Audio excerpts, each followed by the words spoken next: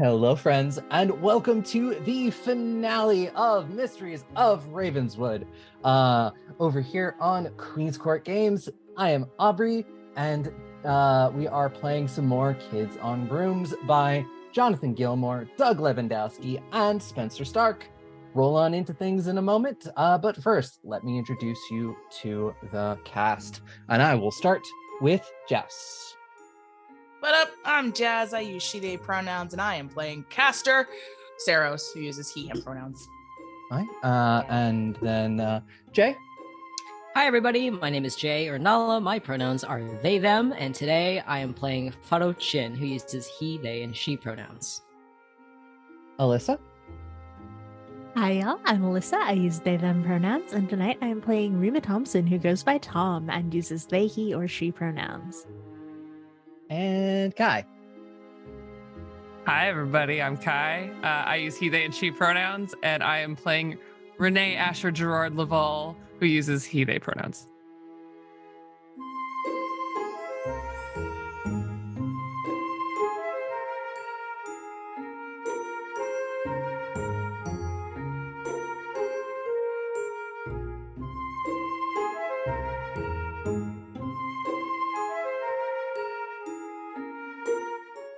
You can find all of the links to their assorted social media accounts by sending !cast to the chat, or you can use !scenario if you're interested in picking up a copy of the game for yourself. The stream is sponsored by Hunters Entertainment and Odd Duck Dice. We'll be giving away the final set of the Trans Pride Dice by Odd Duck, and you can enter for a chance to win by sending !dice to the chat, and the winner will be drawn at the very end of the session. The cast and I have discussed our lines and veils in advance via session 0, and we've agreed to a code of conduct to ensure a safe and respectful environment, but we want you to be safe as well. You can use !safety to see content warnings for this episode. With all of that said, students, are you ready? Are we? I don't know. I'm scared. Well, and with the intro out of the way, I guess we do our recap one last time. For the last time, here's what happened last week on the Mysteries of Ravenswood. Ooh. So we pick up right at the end of the previous episode, and as my friends, specifically Castor, sees Faro consume some light. There's kind of a really awkward conversation about that. We don't really talk about it, but it's fine because we have stuff to do, specifically chasing down the leads that we had received prior. The first place we head is to Elric's Mystical Mysterium, where we are picking up ingredients that our friend Juniper, who is still missing, was trying to procure from this place. The shopkeep tells us that that they had to get it from hunters. We discovered that this is chimera venom, which unfortunately is one of the ingredients discovered in the book belonging to my mentor, who's doing some very suspicious things. Meanwhile, Thom goes back to the tavern and confronts Talus. Meanwhile, the rest of us are screaming.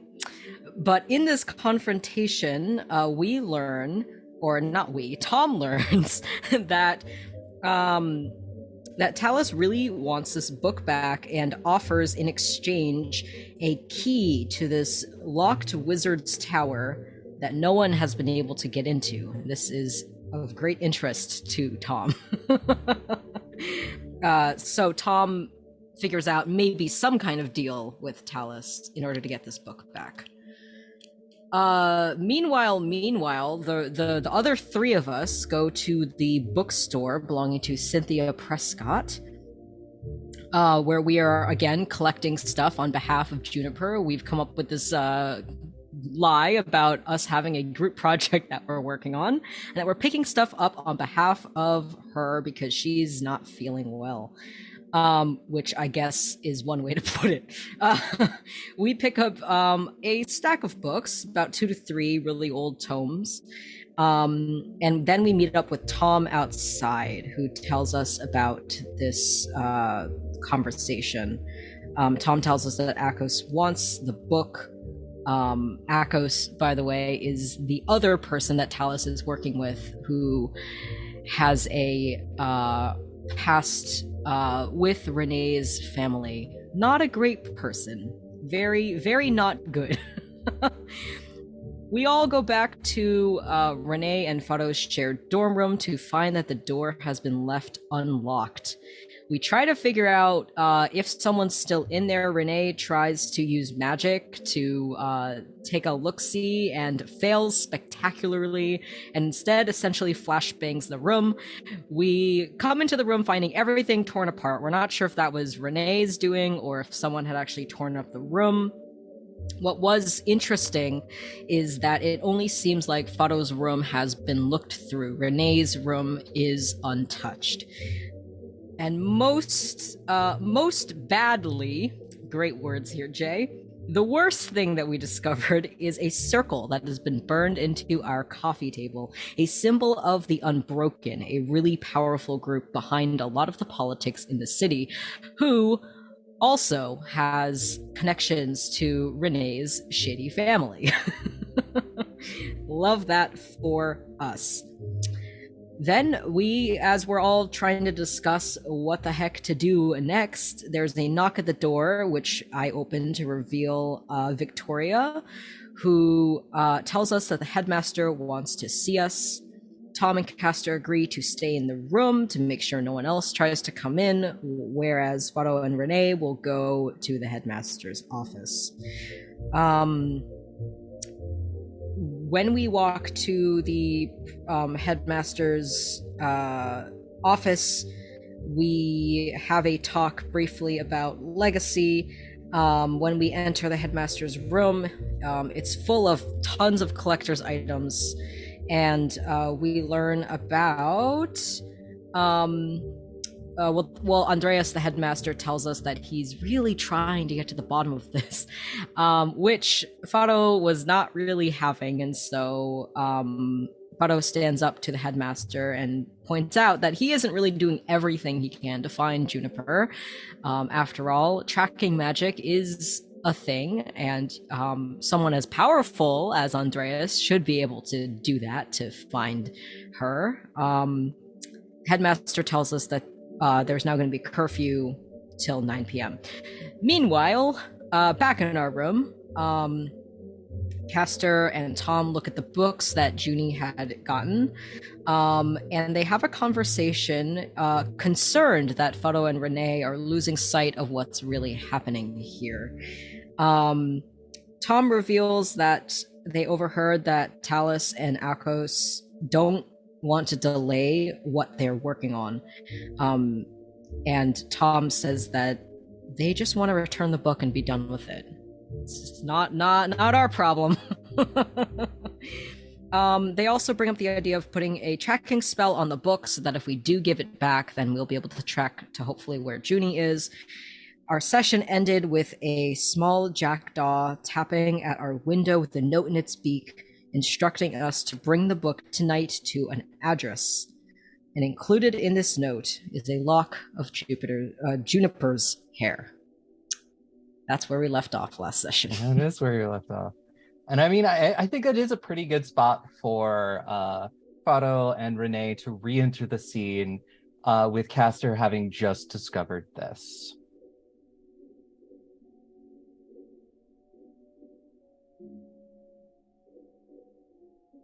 The entire walk back from the headmaster's office, Rene has been pretty quiet, but I'm sure that Faro, I mean, she's used to Rene just walking quietly right next to them.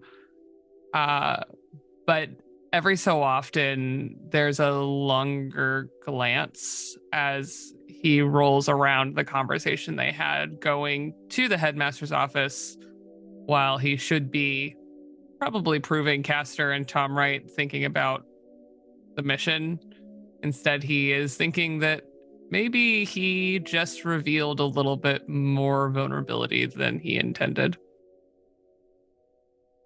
I think it's very clear from Faro's face that he is uncomfortable in the silence, but also doesn't know how to fill it. And I think the walk back, like you said, is full of us occasionally looking at the other person when they're not looking at you. But we eventually reach the door. I think Faro pulls out their room key, unlocks the door, and we walk in. And we see you two, I assume, by the window with this note.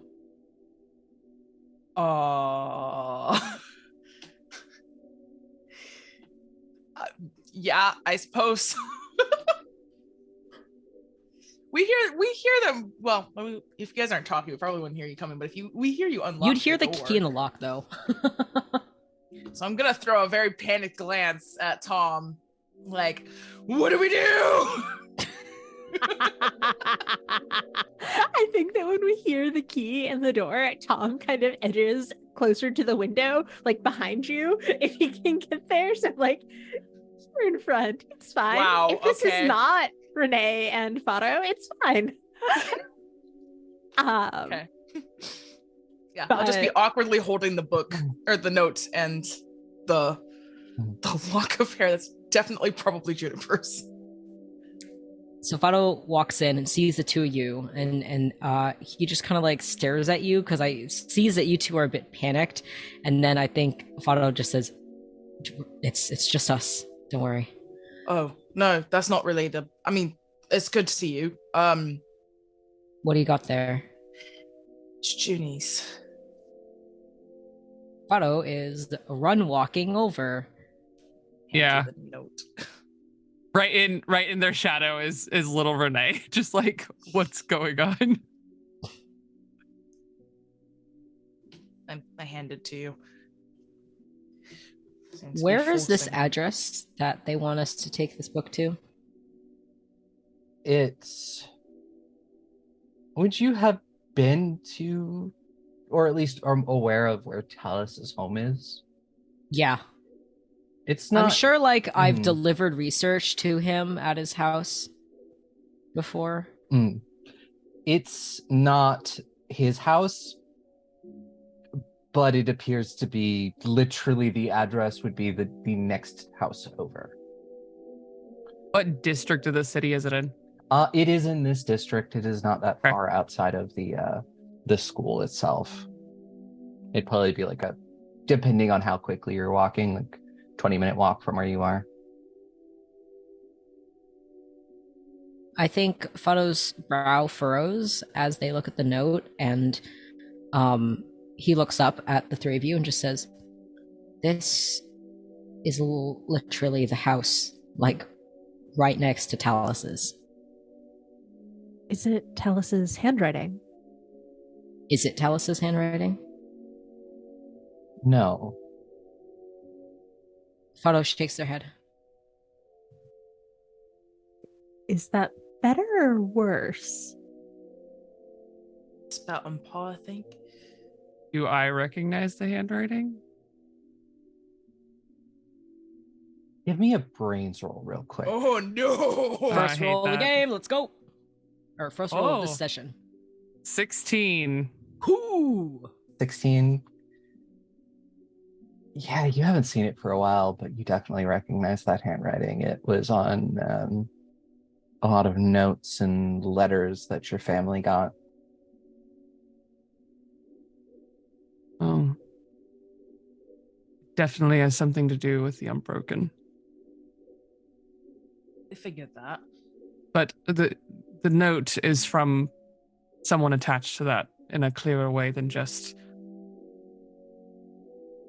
Listen, if Professor Talus is being manipulated as something, this is someone with deeper connections than that. What should we do? I don't know. We've got to do something. It's Junie. But we can't give them the book.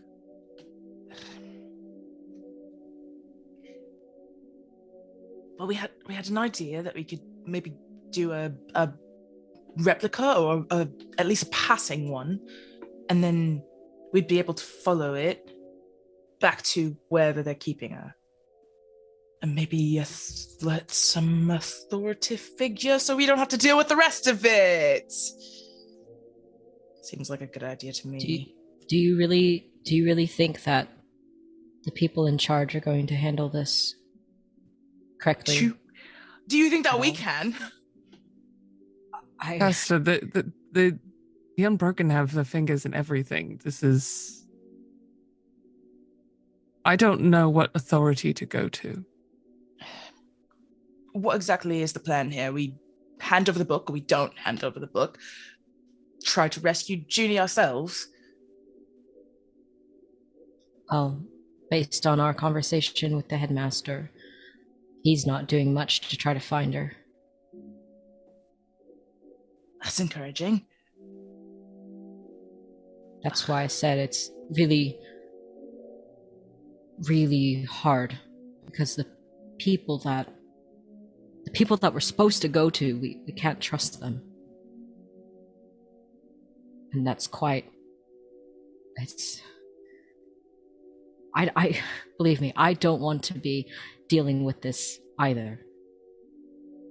But I trust myself. When I can't trust anyone else, that's all I've got. But if we do give them the fake... Thom, you're... Not to be, rude about it, but you're quite good at lying. Did you do it? We talked about this, Castor and I, and when I made a fake originally, that inside wasn't good because I don't know alchemy, but if Faro could help with it, we could change around some of it so whatever it is they're trying to do doesn't work, but it still looks passably close enough. That's... Faro smiles so widely, and it might be the happiest you've seen him in a while, and he says, now that's an idea. It's terrifying. Please stop. What? Smile disappears. Okay. No. Rene is still smiling next to them. Okay, how much time do you think? Well, the book's long, but based on what we've found out, it's clear which parts they are really looking at, so those are the parts we're focused on. We can put Mumbo Jumbo in the middle. They're probably not going to look at that. Probably going to be flipping right to the end and all the other research associated with that. So... And you can see Faro doing some mental calculations. How much time do we got? When does the... Mm-hmm. Yeah, sorry. No, yeah, when is it saying... say? The note said tonight, but I don't know what time of day it is right now. It's afternoonish, right? Yeah, it's getting afternoon, closer to evening. You could reliably... It's 4 o'clock. Yeah, you probably reliably have about 3 to 4 hours. Okay. To work. Faro is talking while walking into his room to pull out that lockbox again. Mm-hmm. Does a little magic to unlock the lockbox. Again, removes all of the random trinkets in this box, pulls out the book, replaces everything, closes it, locks it. And as he's doing that, they are muttering to themselves, and then they say, well, note says tonight, I can probably get this done if the two of you, or not the two of you, if someone is willing to get me food so I don't have to go to dinner. I could do it. Okay, then yes, I can get this done, Thom. Okay, so we've got a fake book that we hand over, and then what? I don't think... It's not very likely that they're going to let Junie or us go. Just so you know. We've sort of got the element of surprise on our side, though. I highly doubt they think we're going to fight back. Maybe we start with you start with the entrance and I'll start thinking on an exit strategy.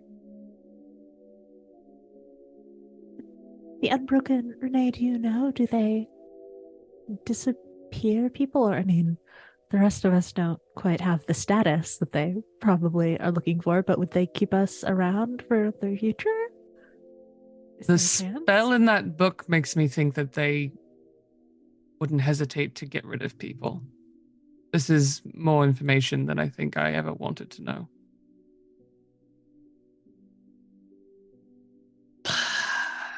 I could call my mum's. I could call my mother's. The light bringers, so. You're The, All right. lamplighters, yes. Yeah. Yes. Sort of higher up there, I suppose. Yes, I could call them. I could at least let them know what's happening. We could get someone on our side. I trust them, at least.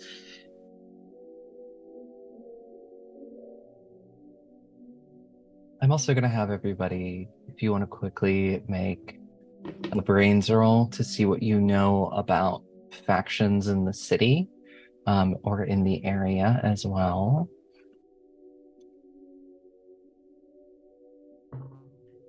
Yeah. Let's go. Ah. No. Rene knows one thing. That was a 3. Don't forget to collect your adversity tokens as well. Yes, Okay, I got an 8. An 8. Hey, 2 for Thom. 2 for Thom.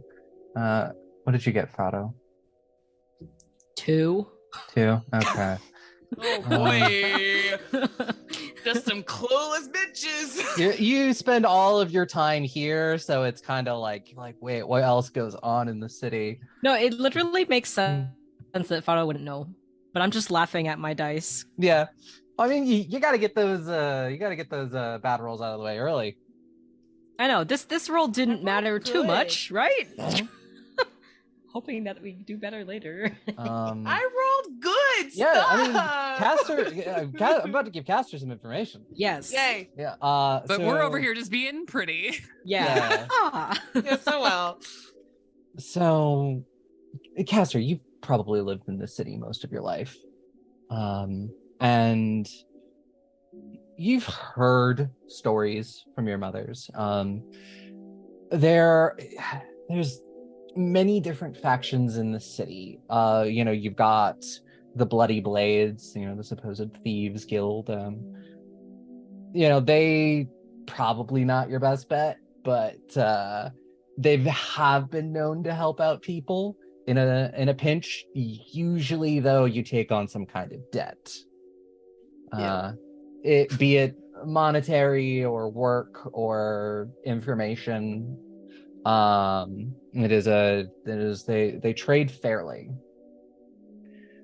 There are stories about a vigilante working out of one of the districts across the river. There's actually stories of a couple of vigilantes, a small little group who have been sort of fighting back against what they feel is the corruption in the city. And they're slowly gaining a little bit of notoriety. And you've heard of a group called the Noct Hexa. They are a group of powerful wizards who believe that they hold the key to undoing the endless night. And they've been looking for information and or people to join their ranks who believe in their cause. All of these exist within the city, and you may or may not within the 4 hours be able to find contacts. Oh boy. Okay. I will relay that information. Because I'm looking through the doc and I can only find like 2 mentions of those. But yes, I will. I'll basically say I could reach out. or have my mums reach out, and we can see if we can get some backup. That would be brilliant, Castor. You know, what else can I do? The Unbroken and the Lamplighters seem pretty diametrically opposed, so... Yes. I would hope so, anyway. You did say they have fingers in many pots, but like I said, my mother's, we might not see eye to eye on everything, but I know that they love me, and they would do anything for me. So I could ask, and we can see what we can do. I think that's a wonderful idea, at least to get more adults who we can trust. Okay. Then I'll work on that. You work on the book. Exit strategy. Reconvene here. Yep, get food. Yep. Mm-hmm. Okay. Food, right, yes. Food. Break. Bye. And Rene goes into his room pretty much immediately. I think Faro will bring Thom into his room. Although we do leave the door open in case Rene has to say anything to us. And I make room for you at my desk. And I think the two of us are going to begin working on this book replica. And I think what that looks like is a lot of Faro explaining to Thom like what to write, or what to have written in the book. And I, the player, am not clever enough to come up with something, but I think Faro is smart enough to... I don't think it's going to be as simple or obvious as just changing the ingredients or changing whatever. I think specifically the thing that Faro is going to change is something in the process of making the aerosol stuff. Because it's likely that they know what ingredients they need anyways. It's likely they generally remember how to make this, but in all of Faro's studies of alchemy, they know it's very much like, like chemistry. It's very intricate processes, especially something as detailed and as advanced as this. So even if measurements are off, or processes or temperature you're supposed to heat the thing to are off, then it might get messed up. So those are the things that Faro is going to change, is these very subtle numbers that matter. Alright, so it's more of a physical thing rather than using your magic to do it? Well, Thom is the one who's magicking a replica book. Faro is basically standing over your shoulder, explaining what to change, and vaguely explaining the alchemy enough so that Thom can create this replica. Okay. So we'll get a roll from you, and then we'll get a roll from Thom. So it definitely sounds more like a brains thing. Yay! Can I use all my specialties stuff? Yes, you can. Yay! And I will set the challenge at 12. Like, you're still going to have done it if you get lower, but that means you've successfully masked it enough that I cannot tell what that's. I'm holding my dice, staring at it. Okay. I thought you had already rolled, and you're like, oh, no. I'm staring at it, making it listen to what you're saying so that it doesn't mess up this roll. You'll still have given the information, but the lower it is, the more obvious that you have changed something. The higher you get, the less obvious, and the longer it will be before they realize something is wrong. All right, you ready? Yep. You ready, dice? Okay. Luckily, I have a bunch of bonuses to alchemy because I'm really good at that. Oh! Okay. Math. 24? 24? Are you a yes. god? Yeah, that is...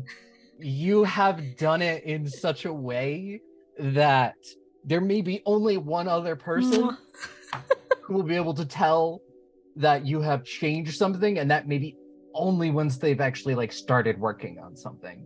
It is the whole, instead of doing this is how you cut up the venom gland to do that. You know, little things, enough little things that it is going to be a problem. And then Like golly, y'all, we might be able to pull Thom this off. to do the actual fakery. Let's do. I'm feeling like what rather charm magic, you know? Yeah, charm for illusions. Yeah, that works. And I think that what it is that Thom has taken out sort of a blank notebook that he's supposed to be writing down notes for classes in, but hasn't really been, and actually copies down everything that Faro is saying, and will then sort of magic that so that the whole thing looks like the actual book, but the contents of those the contents of the beginning sections are still going to be gibberish like the first time they tried this, but the last section is going to remain sort of accurate, but also look the way that it should. I have a question. Could I potentially like, this is more of a physical skill, but could I remove the leather cover of the original book so that we can put the leather cover on this book? I think it would make sense that Faro knows a little bit about like bookbinding and sort of that sort of thing. Is that something we could do? Given the time, yeah, that's just, if I'm not gonna make you roll for that one. That definitely, you have time, so that's definitely super easy to do within the time you have. Nice. Okay, so I'm gonna exploded. Oh my god! So 26. 24. We might 26. actually do it. Yeah, like there's a moment when you're done where you forget which one is the fake for a second. You're just like, wait. Flip. Okay. You've like flipped 5 pages in and you're like, no, that is that mark. I know I put that mark there.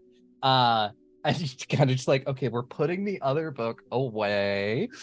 But unless somebody is going to be spending a lot of time studying this book and knows alchemy really, really well, you're not going to be able to tell the difference, especially with the shorthand everything is in. Nailed it. Hell Nailed it. yeah.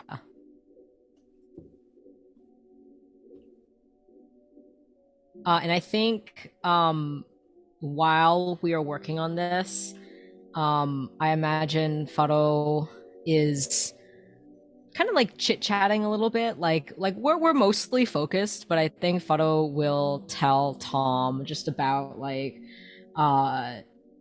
because we're writing in Talus's shorthand, so I think Thom gets to hear a little bit about Faro's or the mentorship and what that was like, and because I imagine it's all gibberish, so Faro's like, no, you have to write it this way, and I know it doesn't make sense, but like this is how Talus would write it, and blah blah blah blah. Like Yeah, and I think that Thom is both sort of working diligently and also trying to, I guess, sort of vibe check Faro in terms of like, what is this bringing up for them? Like, is he sad about thinking of this mentorship, or angry, or what are the vibes? Great question. I think it's very clear to you that Faro is using this task to distract himself from the actual situation. The way that Faro is talking about Talus is not, you don't hear any negativity in Faro's tone. He doesn't seem upset. He doesn't seem angry.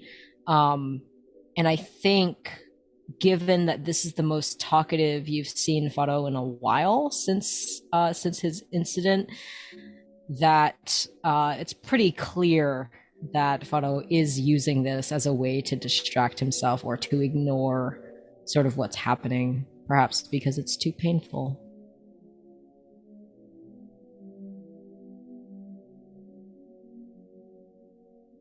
Yeah, I think that as Thom sort of makes the final details on the book, takes the leather cover off and sort of reattaches it to this version, he'll turn to Faro and say,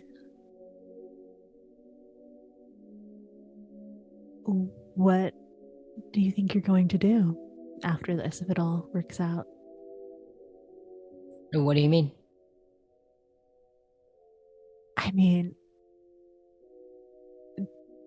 I assume you won't you could keep working with Tallis if he can stay at the academy, but I rather thought you wouldn't want to do that. Faro gets really quiet, and I think he looks down and away, and they breathe out air, perhaps, that he's been holding in this whole time. And Faro just shrugs and says, "Honestly, don't really know, because ever since I started here at this school, Professor Tallis has been my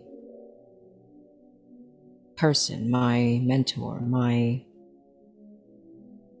teacher, someone I looked up to, admired, someone who I connected to. He was someone that I truly thought saw something in me, thought that I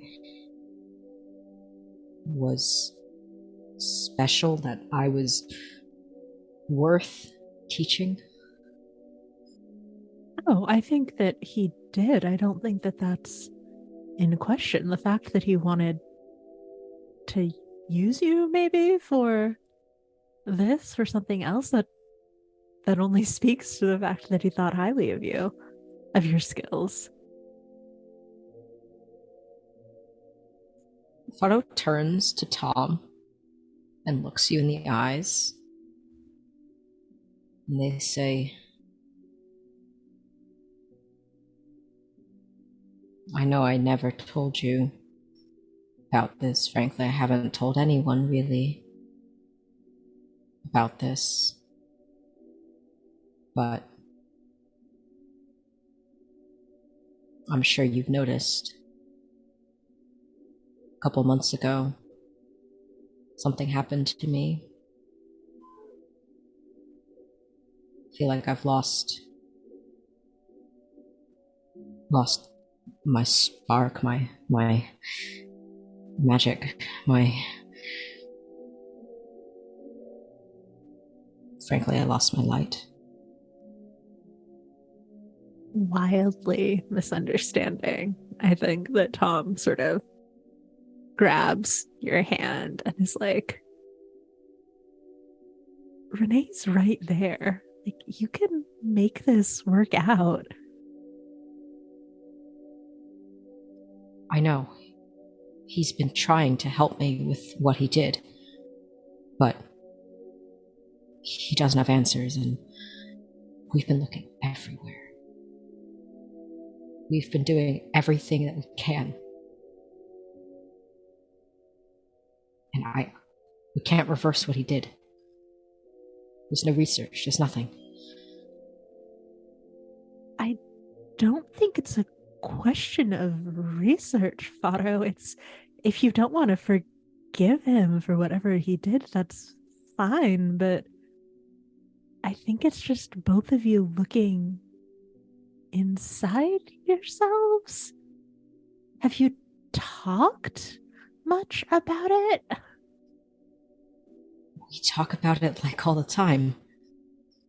That's what all this is for. And Faro points to these stacks of notes in his room and gestures in the direction of Renee's room. That's what all this is. It's been really hard. Because it's I know he didn't mean it. I know they didn't, but the experiments went too far.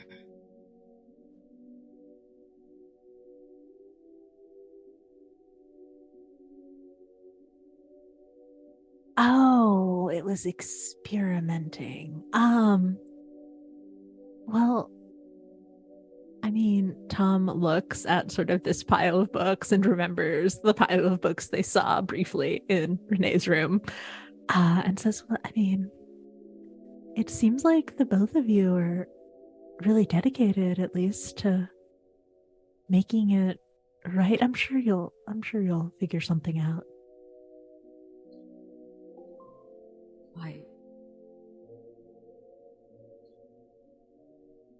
Faro, for the first time, Faro has an inkling that we might not be talking about the same thing, and like he kind of like tilts his head at you and says, "What do you think I'm talking about?"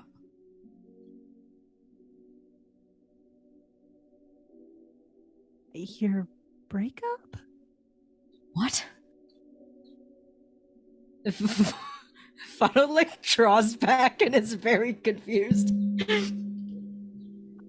What do you mean? What? I mean, a few months ago, and now it's awkward between you two, or not as comfortable as I think it used to be. And I mean, everyone just sort of assumed, and with the makeovers and everything, that it was like a post breakup. No, Thom, that's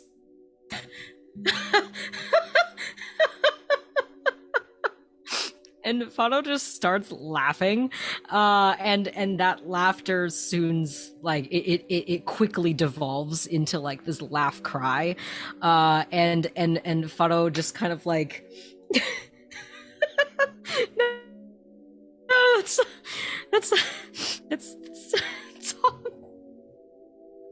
First of all, like hands fluttering, like not quite touching you, not sure what the best way to comfort you for this is. We weren't dating. We're not interested in each other like that. That's not what I was talking about.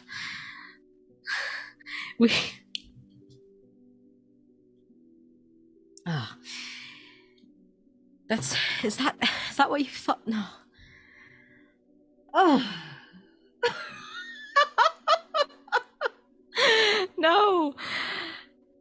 A couple months ago, Rene, you know, they study shadows and whatnot, and I had within me a lot of light, and he was doing experiments on how shadows would interact with light, and something went wrong, and the shadows went inside my body and took away my light. That's why I look different. My magic is not the same. And that's not a euphemism. That's what actually happened. No euphemism at all. And I think Faro has on his desk like a little oil lamp, and it's not being used, but Faro will turn it on and light it. And Thom, you see this light turn on, and it flickers for a couple seconds before the light blinks out, and you watch as it travels towards Faro's hand and enters into her fingertips, and you watch as all of their veins start glowing all the way up their arm. Their freckles glow, and you see for a mere few seconds the Faro that you knew from a couple months ago before it all fades once more. And Faro's staring at you, and they say, yeah, no, I literally mean my light is gone. Oh. Is that what they were talking about in necromancy class?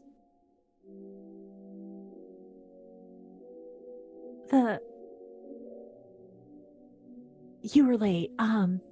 But vampires, right? They're light vampires now? Yes, that's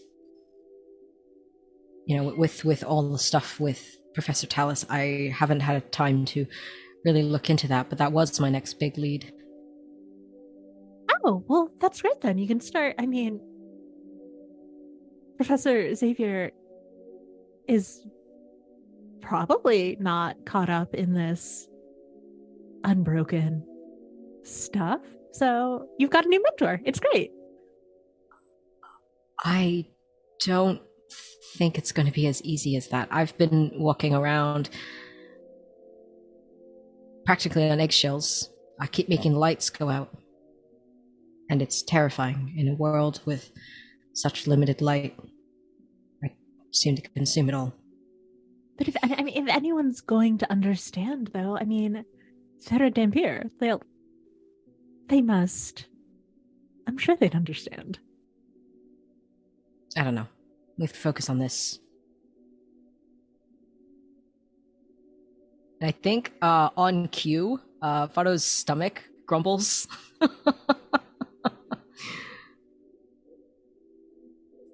And she just says, I could really use that food now. I think on cue behind you, you hear Rene's door close as he is leaving. But he's been in his room for quite a while. Faro's door is still open, and he kind of just like leans out to watch you leave and says, "Oh, you're just leaving now?" Yes, sorry. And he just leaves. He doesn't look at you. He doesn't do anything other than keep walking, essentially. Faro just turns back to Thom and is still just staring at the desk. Quiet. Yeah, Thom watched that interaction and just like, are you sure it wasn't also a breakup? Thom, Rene and I never really dated. I mean, we did very briefly, but decided it would be better if we just stayed friends. But we never officially dated. Okay, well. Does everyone think we're dating? Yes. Did you really didn't? Yes. Oh. That explains a lot of that. That explains a lot of weird interactions I've had. Actually, that explains a lot. Damn. I mean, Faro seems remarkably like shocked at this revelation. I mean, it's fine that you weren't and that you don't want to be, but yeah, no, everyone kind of assumed. And I mean, you're still, even if you're not like romantically involved, you're still close, right? Or you were? Yeah. Yeah, Rene's been a really great friend.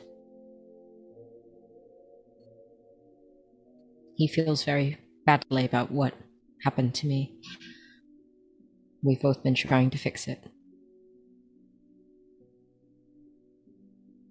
How do you feel about what happened to you? It's fine. I'll be fine.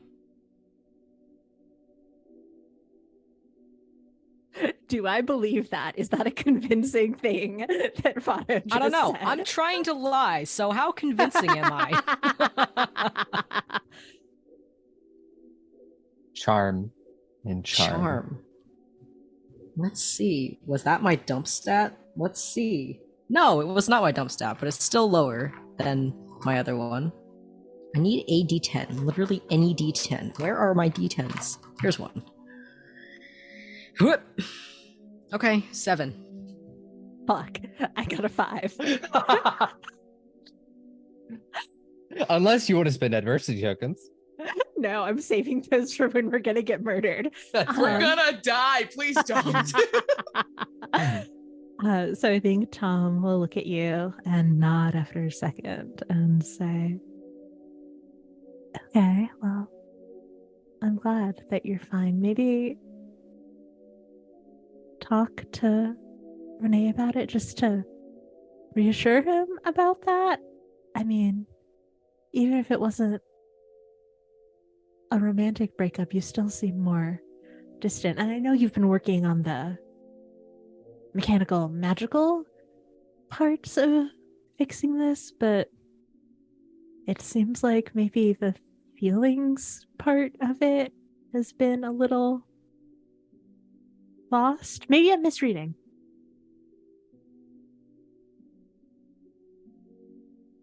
I think Faro is quiet. And as an attempt at a joke, Faro says, yeah, I misread too. And points at the stack of books on his desk. I think Thom sort of giggles, and it's less like that was a good joke and more just like a release of tension after all that's happened in this past day. Just like, Stars, you're such a nerd. I can see why you and Junie got along. Get along. Yeah. This isn't over till it's over now. And Faro just straightens and nods. Well, hopefully Rene will be back soon with food and a plan. Yeah. Well, gonna rewind just real quick to be like, Rene, what were you working on in the room? Yeah. Rene rushed into his room and closed the door and went to the one clean spot in the room that Conrad had cleaned before being given the rest of the day off. And immediately doesn't pull open books or go searching in his magic, but pulls out a clean, very, very fine piece of parchment and begins to furiously write. And he scrawls a letter. Fathers, I have found myself encircled in a scheme of sorts. I understand that your associates that have frequented our home have an unbroken promise to keep. Should my associates from Ravenswood Academy be willing to make a transaction with Mix Bronte for their safety, I would be willing to come to an arrangement with them for a greater cause. Sincerely, your son, Rene Asher Gerard Laval. And after he writes it, specifically emphasizing in his writing just a little bit of flourish, the words encircled and unbroken. He folds it very neatly, takes off his golden signet ring that he wears all the time, puts a bit of wax on the letter, seals it with his signet, lifts it up, and just waves his hand and is going to use magic to just sort of disintegrate the letter and reappear it at his home. Mm-hmm. And I imagine what Faro and Thom were working on, like by the point where you left, it was probably an hour and a half, almost 2 hours in. And you would then get a return letter about that point, hour and a half later, with a meeting point of the park next to the Drunken Troll in less than an hour.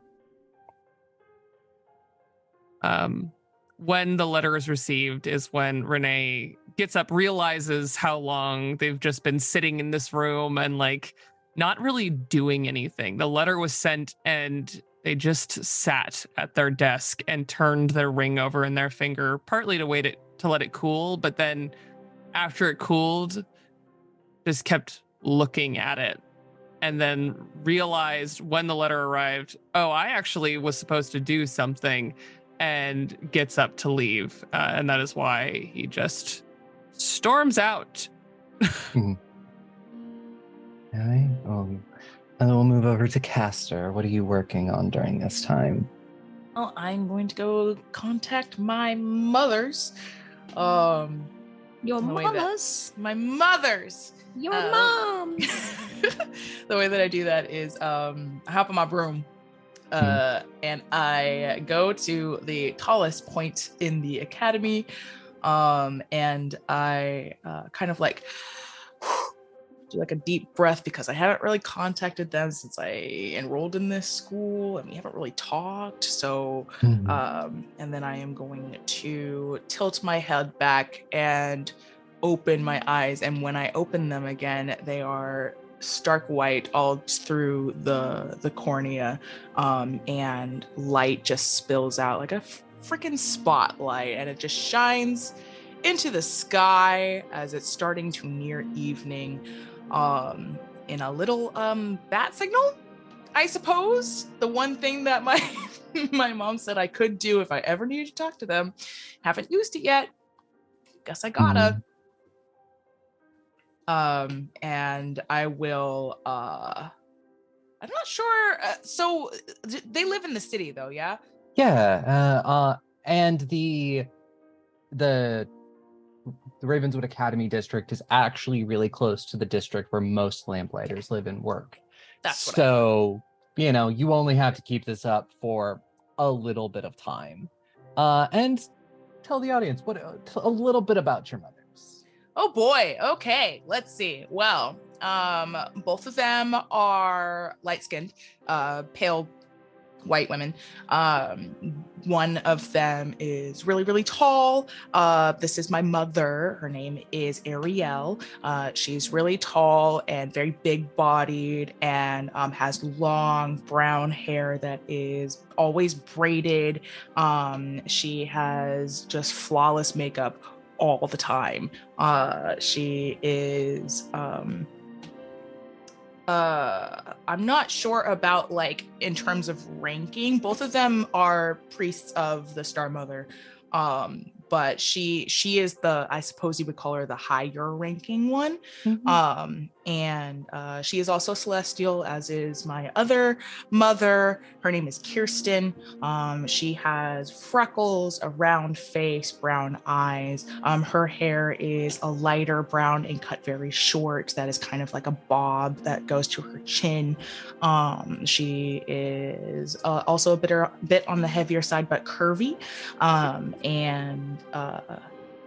Yes, she is more the I want to say the like physical one, while my mother is very elegant and very feminine and very intense and social. Kirsten is very blunt and would rather throw fists than talk. Yeah, I don't think you get both of them, but I think you probably get Ariel. And the way that the lamplighters work, and essentially is there. We don't have to get into that. I'm so curious though. I want to know. So yeah, I'll give you like a brief rundown. So the way that most of the temples work is they are like astriums where people study the stars. They study the constellations because each of the gods actually corresponds to a constellation in the sky. And there are all of those, and essentially there are all of these astriums for each of the major gods that are at least accepted for the worship. There are certain ones where you're just like, maybe you gotta go underground for that one. And they all sort of they have like their own sort of like, hierarchy, and then there is generally a high priest of the lamplighters in the city as well. There's sort of one cathedral where all of the gods are represented, and that's where they hold most like big things. Like if they were to, whenever any of the senators are sworn in, it happens there. Like if somebody big was to get married, you could possibly get married there if you really wanted to. And big events, things like that, happen at the Lord Salen Cathedral. That's where the high priest works. But you Star Mother, definitely the most popular. So there's more people that worship her. And yeah, after probably about 20 minutes or so, you see your mother Ariel on the broom, sort of approaching you as well. Kind of maybe a little bit like, this is the first time you've done this since you've gotten to school. Maybe she's a little bit hurried because, you've never done this before. She's now worried for you. I'm also worried for me. Yeah, I don't know. Would they have a nickname for Castor? I don't know. Or no. a pet name? Probably pet names. Probably. Mhm. Nickname. I don't know. I don't know if I can get away with being called Cass, to be honest with you. So probably not. I mean, if you wanted to, if you decided, though, that's my nickname. Nope, it's okay. Nope, it's okay. I don't think even if that might have been like a younger nickname, he probably wouldn't tolerate it now. Yeah. He's grown. He's a big boy now. Yeah, okay. And then just you get your mother being like, Castor, Hi, mother. Is everything all right? Yes. Sorry, it was a bit urgent. Hello. It's nice to see you. Where's Mum? She was in the middle of a meeting, and I said that if it was, she would try to be here after that meeting was over. You know how it is. Yeah, I do. Well, thank you for coming, I suppose. I'm in a bit of trouble. What's going on?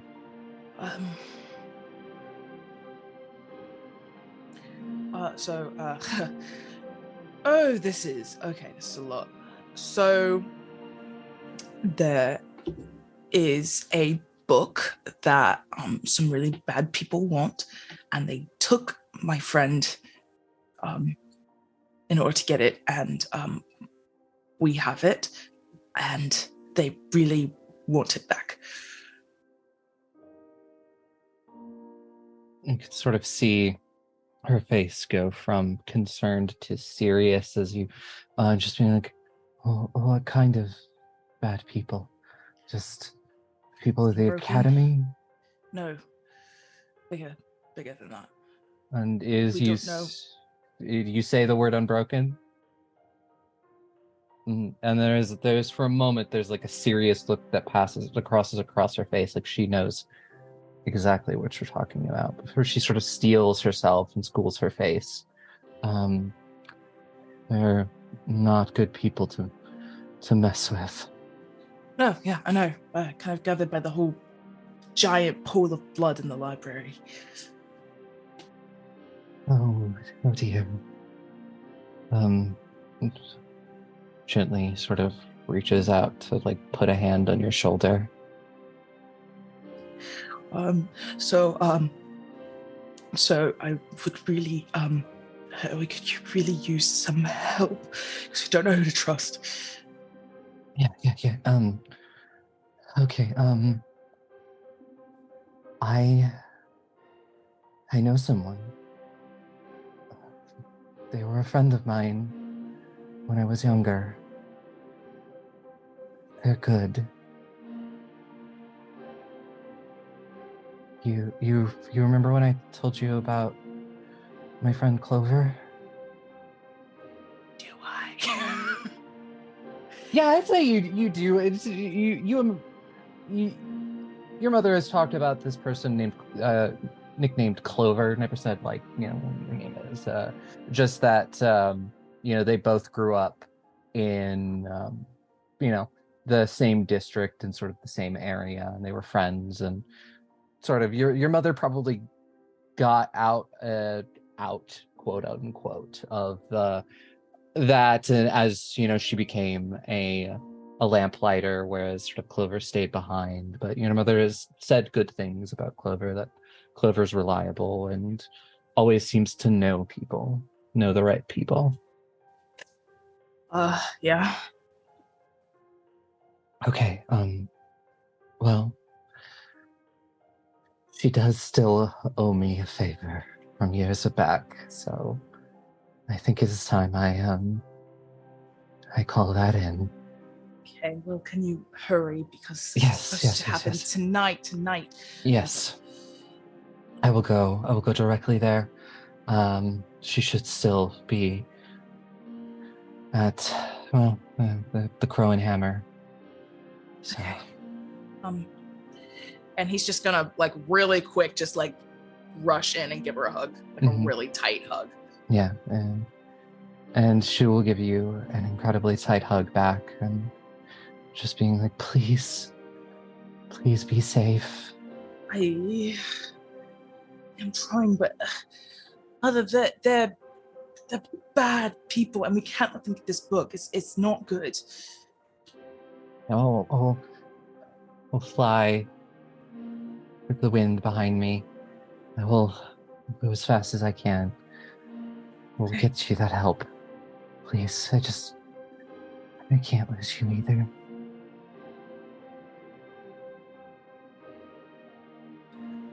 Miss you. So much. Please, after this is, please, just, we wouldn't, you can come home whenever you like to visit. Yeah, we'll see. Okay.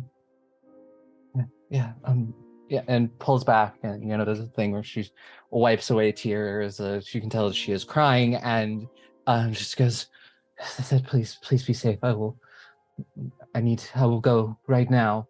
As she starts to move her broom, and you can kind of see she's pointing it towards the where it would be heading towards the other side of the city. Please be safe. Please, if anything changes, send me a message. Of course. Okay. Bye. I love you. I said hi.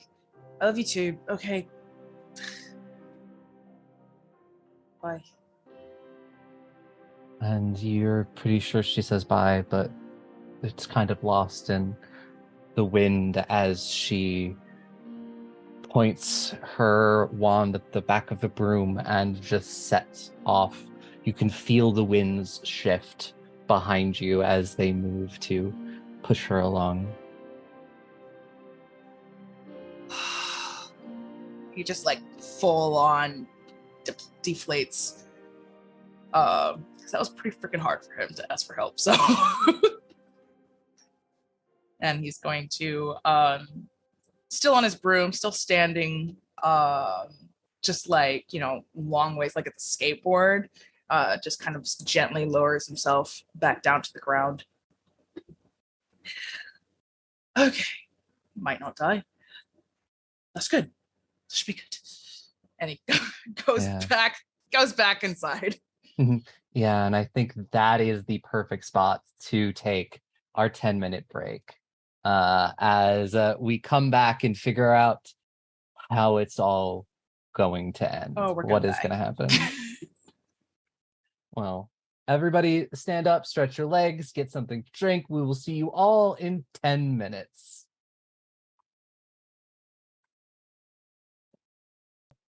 Hello, everybody, and welcome back to the second half of the finale.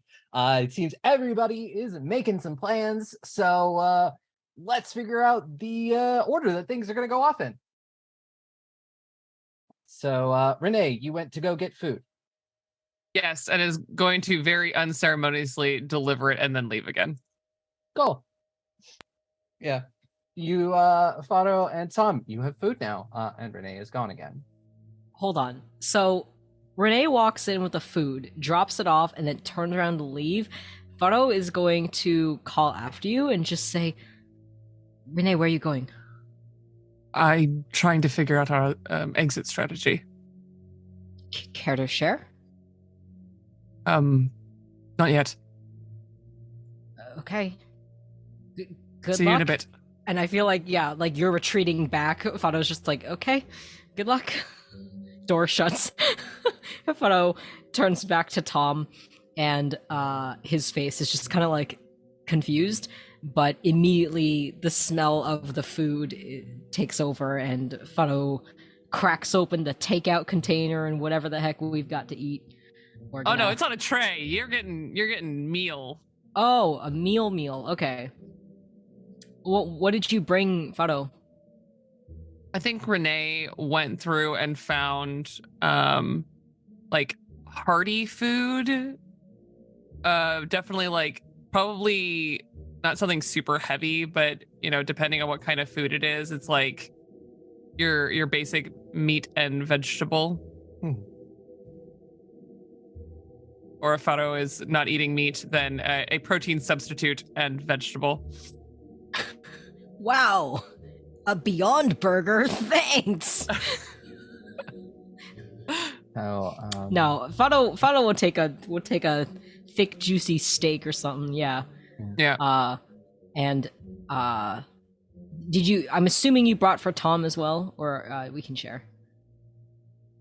It's kind of like it's not clear. There's a lot of food on like a plate and a half, and the plate and a half is literally like a bread plate, even though like didn't need a separate plate for the bread. But Rene is just like this. Yeah, and I think this is the conversation Faro and Rene have had, where like Faro comes from a large family, and you know, like we've had enough to eat, but it was kind of like, you know, big family, everyone shares everything, that sort of thing. And Renee's out here with like, and this is your bread plate, and Faro's like, what? So you need 5 forks to eat one meal. Of course, this is how you do it. Faro, meanwhile, back home, this is my fork. All of us get our own fork. This one was my fork. Yep. So cut to this. Faro just it's unclear in the setup because it is like it could either be enough forks for like all of us plus the neighbors to come and eat, or it could just also be for Faro. So Faro just shifts the tray between the two of us, and we'll offer the food to you, and I think we just eat together. Yeah, you still got you'll probably have the book done about an hour before the deadline, but you're making really good progress. And Castor, I would like to follow Rene. Sure. Rene, I'm are sure you it'll be fine. trying to hide your movements, or? I think before escaping, Rene grabs a heavy cloak from next to the door. Not attempting to like obfuscate anything, because he's pretty sure that the only people who would be following him are busy. And I think it's just a matter of forgetting that Castor could possibly want to do anything to do with him. So I think he just goes. Oh. I think I would like to specify that I don't think at first Castor is like, I'm going to seek out Rene right now. But I do think that as he's like coming down from his emotional high, that he sees Rene I think you maybe taking like off. You like have that moment where Castor is arriving right when Rene is leaving. Yeah, and like Rene walks out down like one of the lamplit paths, and you just see him like pull the cloak up and like pull the hood over, but it's long enough to see the very, very pale tiefling before he draws the hood. That's not suspicious at all. Yeah, I'm gonna follow. I just need a place to put my character. Don't worry about it. It's fine. What are you going to try and be clandestine about your following, or are you just going to be like, Rene, what you doing? I think at first he starts to call out, and then you pull the hood up, and he's like, and so I'll be quiet about it. I probably won't hide the fact that I'm following too terribly, but like if he looks back, I'm gonna duck behind a pillar or something. So I guess it just is how aware is Rene? Is Rene feeling very single-minded right now? Rene is feeling very single-minded. And he might like glance over his shoulder, but it's not like a big like, is someone following me? It's just like everything seems normal. Quick glance back. So Castor, you see Rene heading into the park.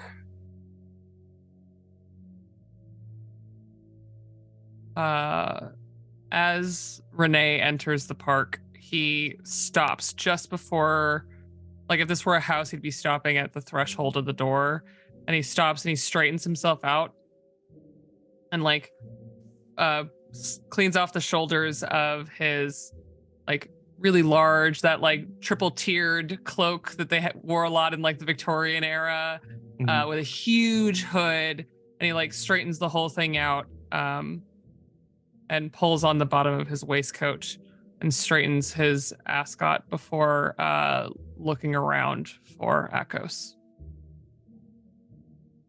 You see on a bench nearby, sort of lounging back and kind of doing the thing where you put your arms out.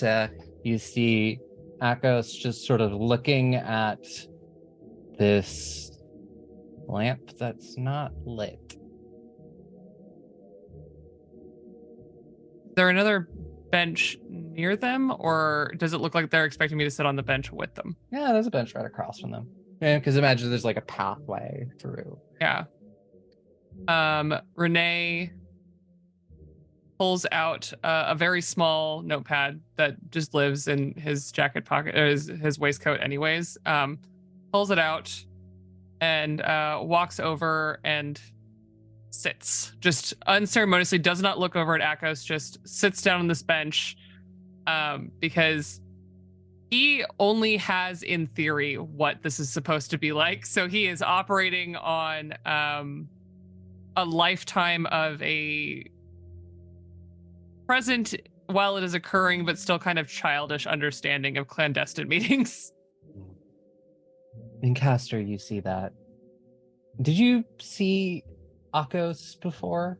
I don't remember. I haven't seen him. Yeah, I don't know what they look like, so... Yeah, you see this sort of person that's probably somewhere, close to like 5'10" or so, kind of gangly limbs, this purplish gray skin, and this sort of messy shock of white hair. And they're sort of lounging, and then when Rene comes to sit across, they sort of they lean forward and they just go, "Yeah, I definitely knew I recognized you."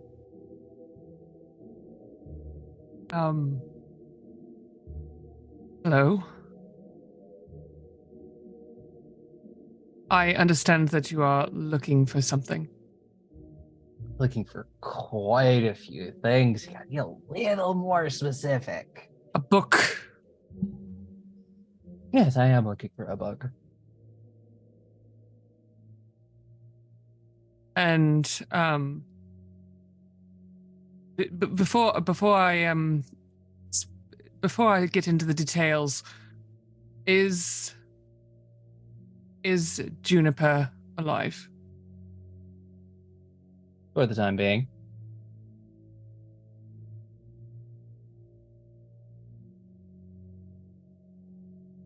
What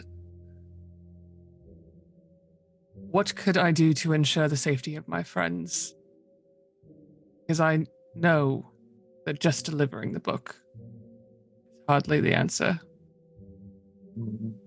Kind of seems to take a moment, just being like, well, always use more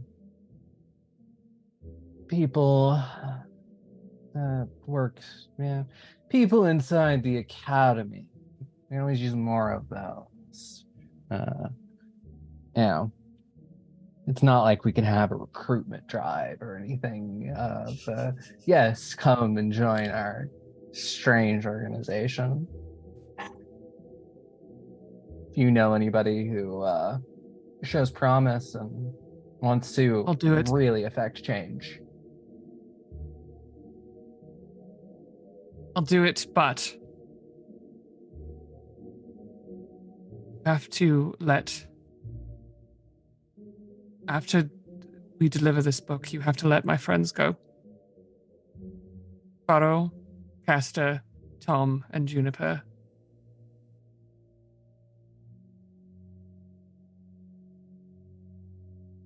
Kind of non. Castor, are you going to get close enough to hear this? Yes. Mhm.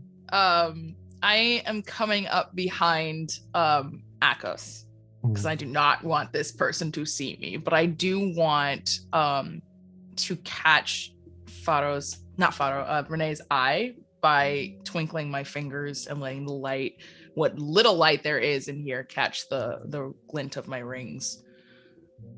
I just want to let him know that I'm here. Renee's eye, I think it happens like just as Renee says that, and his eyes get huge. Oh boy. I'm ducking. Hit the deck. Hit the deck. She's just saying like, what? I'm not a monster. Sure, your friends can go.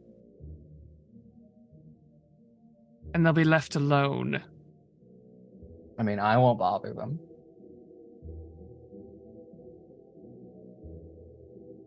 I mean, something about what I know says your friends kind of like seem to be magnets for trouble. So, I mean, you won't have any problems with us tonight. If you want me to continue to work with you, I'll need more of an assurance than that.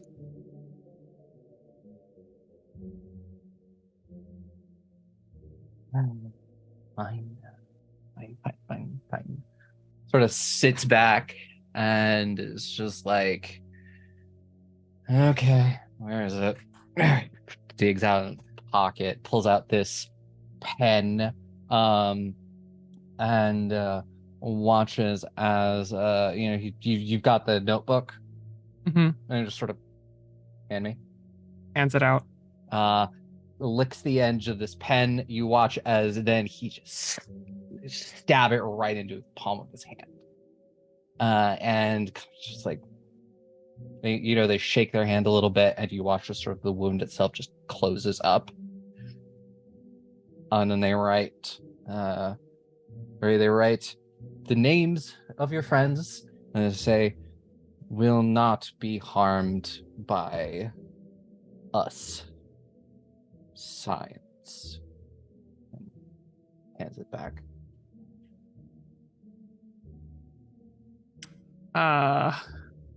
Rene looks at Castor. Tries to do it very subtly, but looks straight at Castor and takes a very deep breath.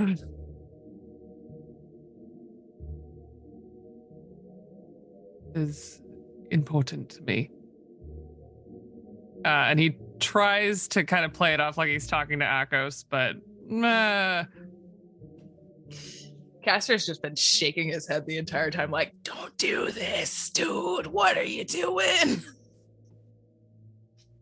I will, however, just really quickly, I'm just going to pull out of my bag a sheet of paper and start folding it. Okay. Rene takes a very fine, very slim pen out.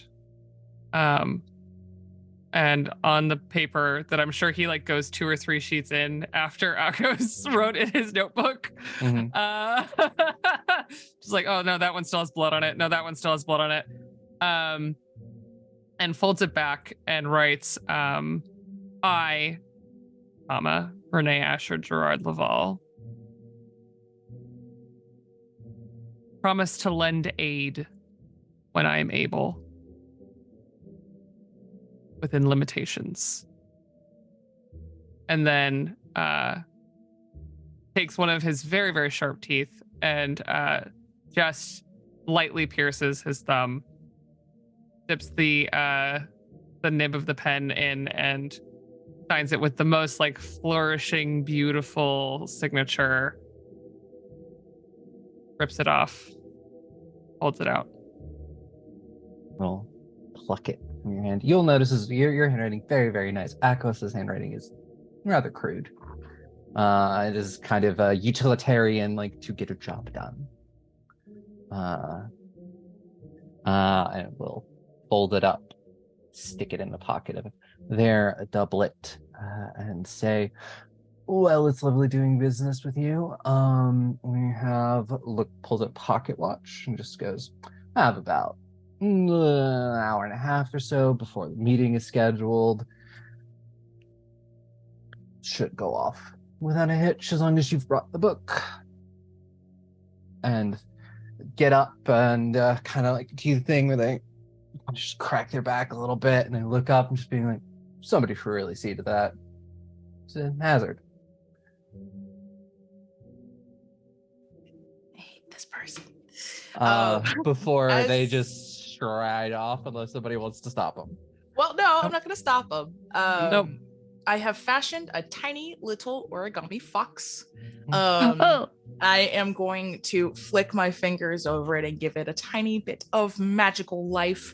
And I am going to, so basically I'm going to have it kind of like perk to life, wiggle its little ears, and then scurry over and climb their pant leg and to slip into a little pocket where they will not be seen, either like a waistband or paper. It's paper, so like a waistband or someplace where it will not be spotted. And the spell that I put on it is a listening spell. So I am going to, if Akos does not discover this thing, I am going to make sure that we can hear all of their plans. If they plan to backstab us, hopefully we will have a heads up. What do I roll for this? Because I know it's gonna be difficult. It is going to be difficult. Let's faith. see. How would you like to sell me on a specific role? What do you think this role should be? I would think this role is either flight or charm, and I will tell you why. Firstly, flight has to deal with like being quick, but also like sleight of hand things and like I guess technically like escape or like escaping notice. So I would argue for that. I would argue also or also charm, because it's cute. Let's go with flight. Okay. I'm sorry. I just thought that would be funny. Cool. Flight.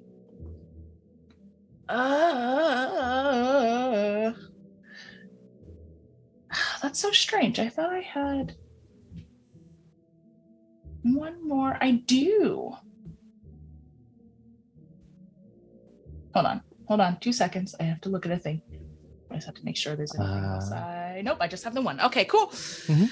Let's go. And we'll set it at a 12. Come on, Foxy. I got a 17. Hell yeah. Wait, plus one. I got an 18. And That's my best yeah, one. you do that and the fox just sort of settles. You get it like right at a point where their cloak is like billowing. Yeah, they don't. Oh, is it a magic? This is a magic roll. Yes, it is. Roll at D6. I already succeeded, but I'm gonna do it again. Oh, I exploded. Holy cow! That went out. Hold on. Okay. What's 18 plus 5? 23? 23! That is Oh my god! full 10 above. And yeah, you do, and this will it will take them a while to notice this, and you will be able to definitely hear what their plans will be. Oh. That was spooky. The dice gods have smiled kindly on our finale. Yeah. Last episode They with said- all those ones. They felt bad. Rising action. Oh, I'm shaking. Oh. Okay. unless it's really subtle, I think Rene just fully watches this occur. Yeah, you would be able to see it. Yeah. And just kind of sits there and doesn't really move or react to your presence after Echo starts to leave for a very long time, and like starts to tuck all the stuff into their waistcoat and under their big cloak. And then just puts his face in his hands for a very, very, very long time. Yeah, Castor, after like doing that and making sure Akos is gone, will come around to your side and just kind of sit there and rocks back and forth, waiting for you to say something. After a pretty long pause, but also knowing that they're on a timetable, it's not like excruciatingly long.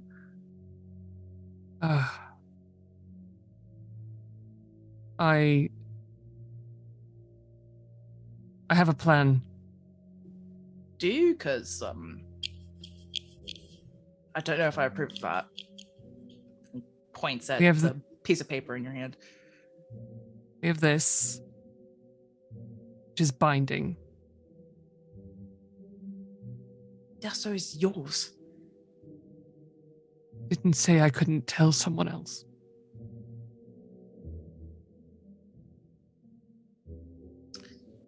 Well, it's nullified if they don't actually need you, right? Don't ever need you because they're locked up somewhere, deep in the prison cell somewhere. Exactly, and I'm hoping to maybe at risk of a lot of risk,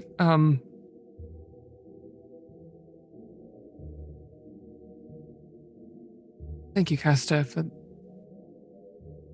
trusting me.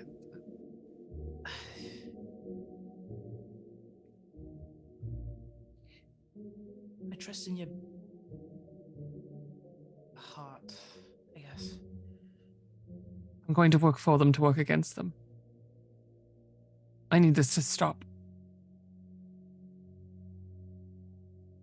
You can't take down the entire organization, not on your own. Oh. Yeah.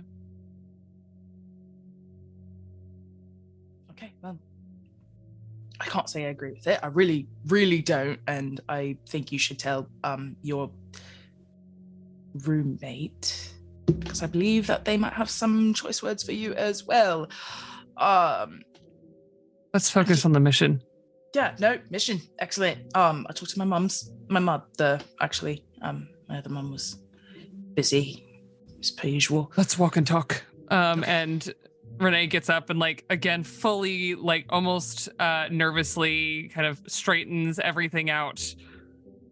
Takes a deep breath. And do you still have your broom out? Of course. Yeah. Live then on that thing. Rene is going to reach into an unnecessarily deep pocket in his bag and produce his broom and make haste back to the school.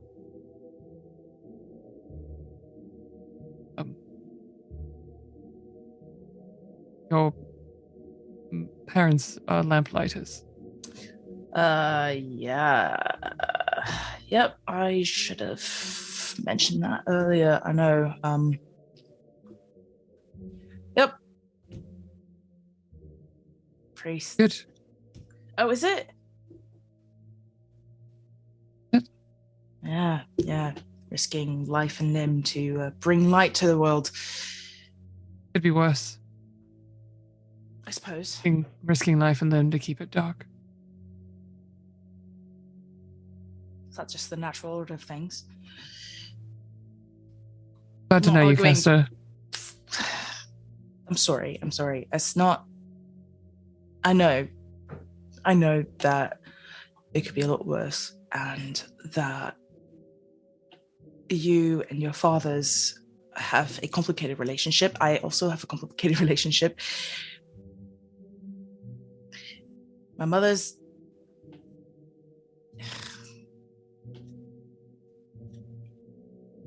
I don't know, do you know what it's like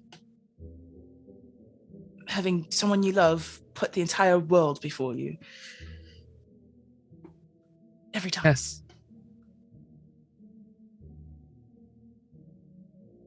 But we aren't beholden to what our parents do or don't want for us.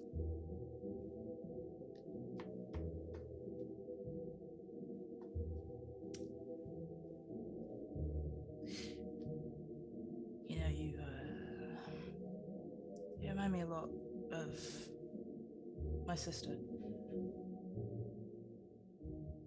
Good or bad? Oh, it's good. It's good. It's good. It's a good thing.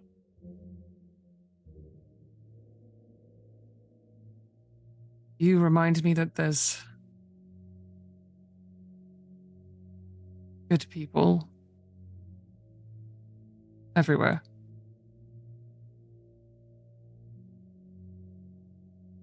You're good people, Castor. Yeah, you too. Oh, Maybe might have to change your definition of good people. Well, I think that is. I think that's what I'm starting to realize. Actually, is that good people might not be defined so much by the things that they do and the sacrifices that they make, but more so why they do what they do. And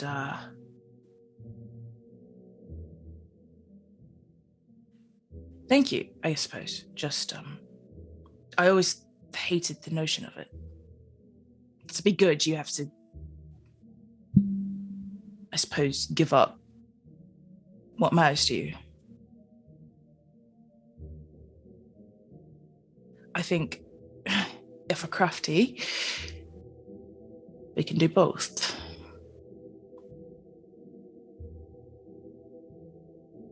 I sincerely hope so. Well, let's give it the old college try, eh? Was that too much? I'm sorry. I just, it felt, it was coming out and it just felt like it was too much. I apologize. Rene takes a nice long look at Castor as they slow their broom down in front of the dorms. You are the second person that I look and all I see is light. Oh, I'm a celestial, so.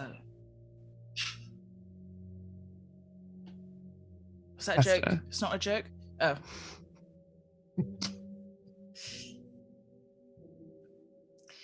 Thank you for believing in me. You make it easy. Go up. I suppose we go reunite with our friends. We should eat something. I'm gonna pass you a snack. Yeah. I'm gonna open up my bag and pass you some pretzels. Aw. Open the door and Rene like opens the door but is actively eating a pretzel. Yeah. Our desperate groups come back together just in time for you all have less than an hour at this point, and you have a bit of a walk ahead of you. I think that you walk in on Thom talking to Faro, and they're asking, okay, so we have the new book. What should we do with the original? I mean, everyone knows that they broke into your room and then they sent a message here. It's not safe here, right? I was just planning on putting it back in the lockbox, but if you don't think that's a good idea, then we can find alternatives.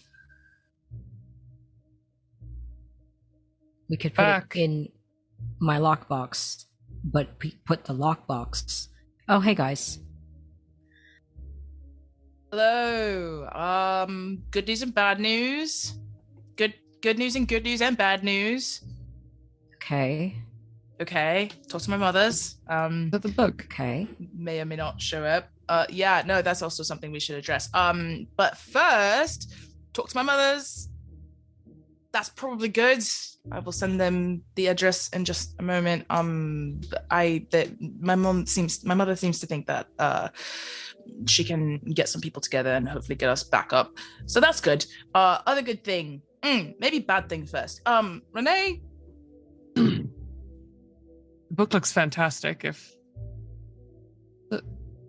thought you were making a copy. Yeah, this is the copy. Oh, for real? All right, never mind. I'll get to that. I What? have gotten us a way out. At a bit of a price. Okay. But I have in writing that we will be able to walk away tonight. Faro is looking at you with like brows furrowed, just concern.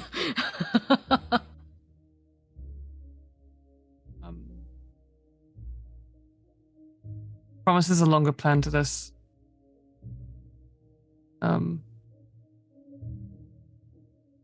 I might have joined the Unbroken. Rene. Faro just looks at you, and he doesn't look like disappointed, but he just looks very concerned for you.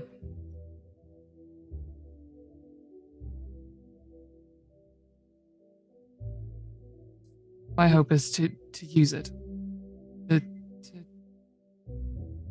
Sorry. I'm sorry. You did not have to do that. Like, seriously. That's...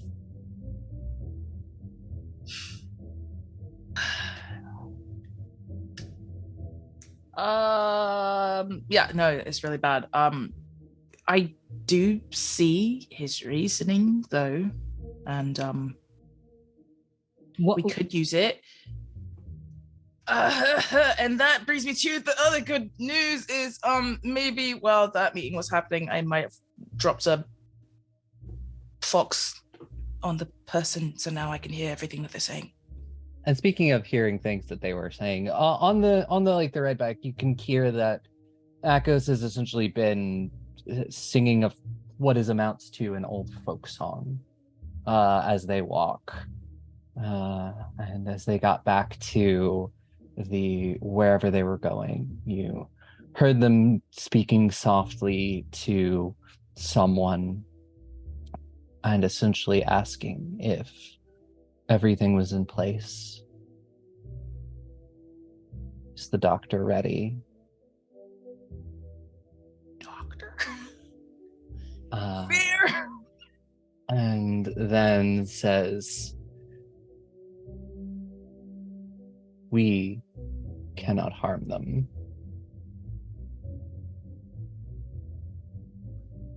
Where's the butt?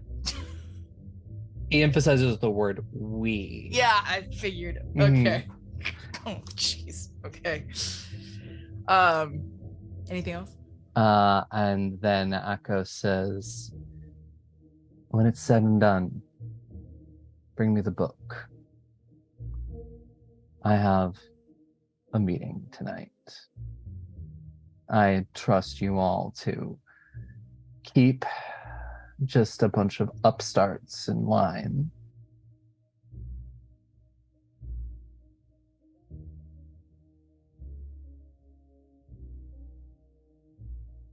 Before leaving, and I imagine it like eventually gets too far away for you to hear, but as far as you can tell, Akos has left the district. Yeah, and speaking of, they're incredibly annoying. I just feel like I should just put that out there. And then Also, they're not going to be at the meeting themselves. They just sent some other people, and also weirdly specified we cannot harm them. I'm assuming that means us. Kind of. And it includes Juniper. Caveat there, yeah. Kind of felt like there was a caveat there, but I don't know what he was talking about. So they were talking about. So you good? You good there, Faro? A cat has broken into my room. Oh, But I'm fine. yeah. It's my cat, Goose. You know, Goose, the cat goose, that's goose. in Yeah. the room right now. Yep. So, I mean, and I think we might be as prepared as we possibly could be. We've got the book, or the not book, and... Of these books, which one is the real one? You know what? I don't want to know. Actually, don't tell me. I Okay, think you Faro tell was me. just holding two of them.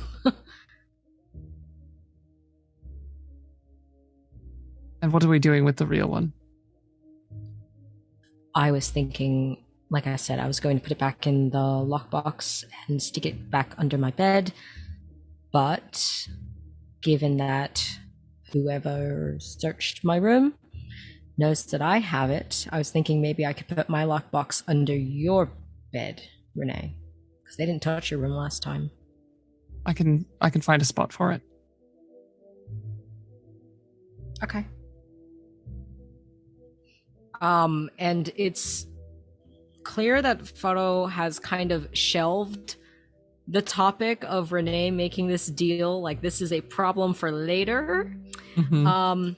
Gotta survive this first. And you watch as Faro kind of looks between the two books, as if he's forgotten which one's which, and opens one of them, flips to the back, and just like starts skimming it, and then shakes his head, puts that one off to the side, opens the other one, and then nods and says, "Okay, this is the real one. I'm gonna go put this in the lockbox," and disappears. Faro, Yes.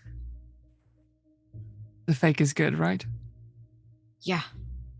And I think it's good enough. And he'll hand it to you to look at. And Rene flips through it, but hasn't actually spent much time looking at the original, so isn't really sure which one is good or anything. Literally has had like very little to do with this book, so he's so just like, okay. Because I think the one time he looked at it, he rolled so badly.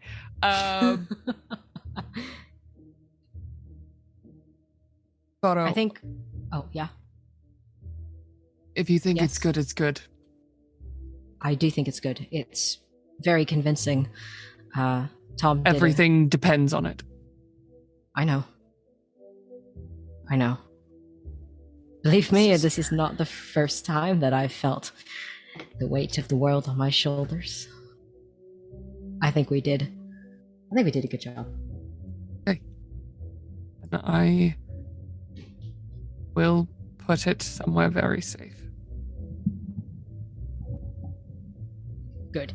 And Faro will just get their lockbox, stick the real book in it, cover it up again, lock it up, and then hand his lockbox to you, Rene.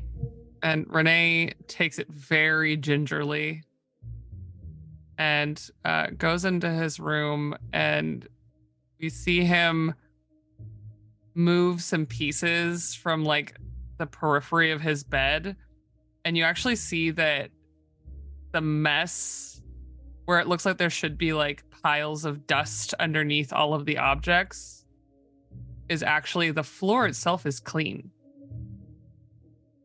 because the objects, while they look like they've sat there for a long time, the dust has not accumulated because he actually means for it to look this way. And he moves a few pieces, and underneath his bed is immaculate. It is completely clean. Everything is very organized. You can see all of his like magical equipment and everything all kind of placed very perfectly and purposefully so that he can find it. And he reaches into a section that is, at the moment that his hand like passes the threshold of it, it's just black. And it is the thing that he doesn't talk about, because most of our studies are about, manipulating the elements and all of the like properties of magic of different kinds. But the thing that we have so much of in our world that Rene has spent his entire life's pursuit understanding, it is a shadow box. And he pushes the lockbox into the very small place where he keeps a reserve of shadow and puts everything back the way it was supposed to be, kind of pushes the sheets on his bed a little bit so that they look like they've been touched and mussed just a little bit, and places the mess back where it belongs and returns to everyone. That's totally normal.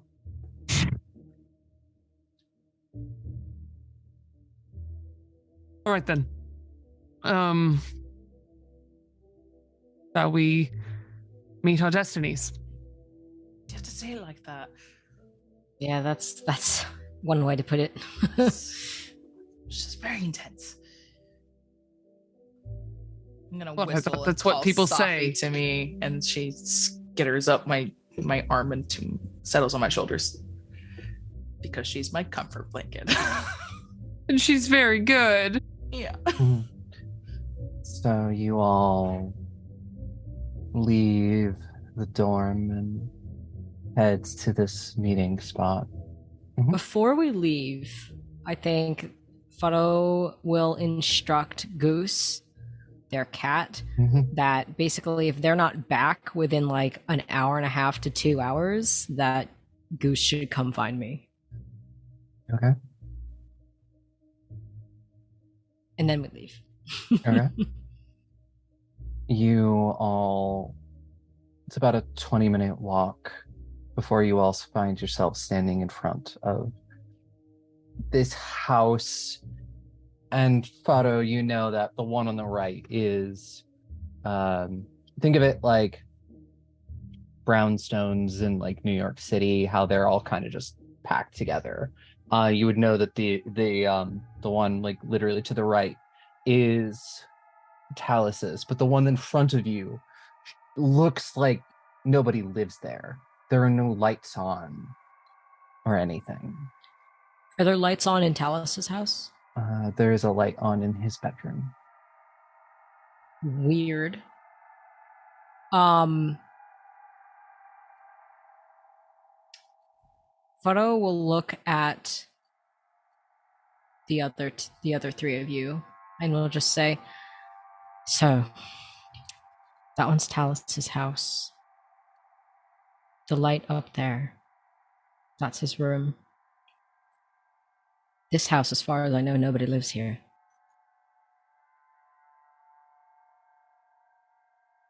And creepy. We bring Talus to the meeting with us? Would that be to our advantage or to theirs? That's a good question. I don't want to gamble that. I agree. I was thinking perhaps one of you would be willing to fly up there and at least peek in the window, see if he's home. I got it. I'll hop on my broom. This is what I'm good at, is flying. Big fear. That's it. But yes, let's go, Castor. Let's go. Let's go, Castor. I will go peek in the window, because that's not weird at all, peeking into your professor's window at night. Give me a flight roll. Oh boy! Come on, D20! 17 plus 1, same roll. 18. 18. Is it magic? Nope. Okay. It's just sneaking. And It's just sneaking. just sneaking. As you do that, you're so careful. You get up there. You look in the window. The room is empty. There's no one in the room. Can I listen at the window and see if there's anybody in the house? Yeah, with that roll, you're also listening. No one in the house. Yeah, I just shake my head back down at the others, like, Faro will just gesture for you to come back like quickly, so that if whoever we're meeting decides to come out, doesn't see you like snooping. yeah, I'll go.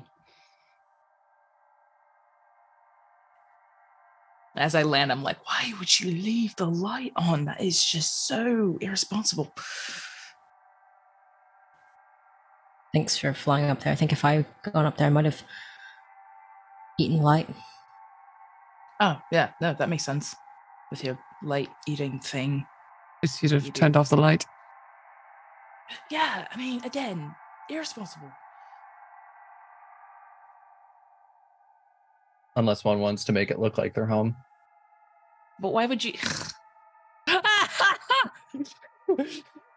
Okay. Well, Renewed sense of terror. yeah, one fear. Rene looks to all of you and is going to step towards the door unless anyone stops them. Yeah, I think that Thom is going to whisper something to their pipe fox, who slithers down off their arm, but will then follow Rene. Sophie's staying with me. Yeah. You I'm not even gonna make you roll for this. You all get the distinct feeling that you're all being watched. What? That's no. What? Us being what? Okay. Having probably lived under the circumstance of feeling like he's being watched for much of his life, this does not faze Rene, and he straightens his little self up and knocks. So polite. As you go up to knock, you knock on the door, just kind of as if they had it set that when you pushed or knocked, it just swing right open. That's not weird at all. Oh, this is Love, awful. love that. Well, Oof. do you want me to go first, Rene? No, I can do this. And Rene is going to look around. And step in. Faro will step in behind Rene. Because I think Faro was expecting Rene to want him to go first. But, is respecting that Rene wants to do this. But will be backing him up. Because usually Faro's the one in front. So I'm like right on your right side, ready to help out if need be. Also, Faro would know that Rene is like so tense, like they might just vibrate out of their own body because this is the boldest you've probably seen him ever. Yup. I know you well. We may not have dated, but I know you well. So Take you, up the rear because yeah. I'm the tallest. Just so you know. You step into the house, Rene, with everyone behind you.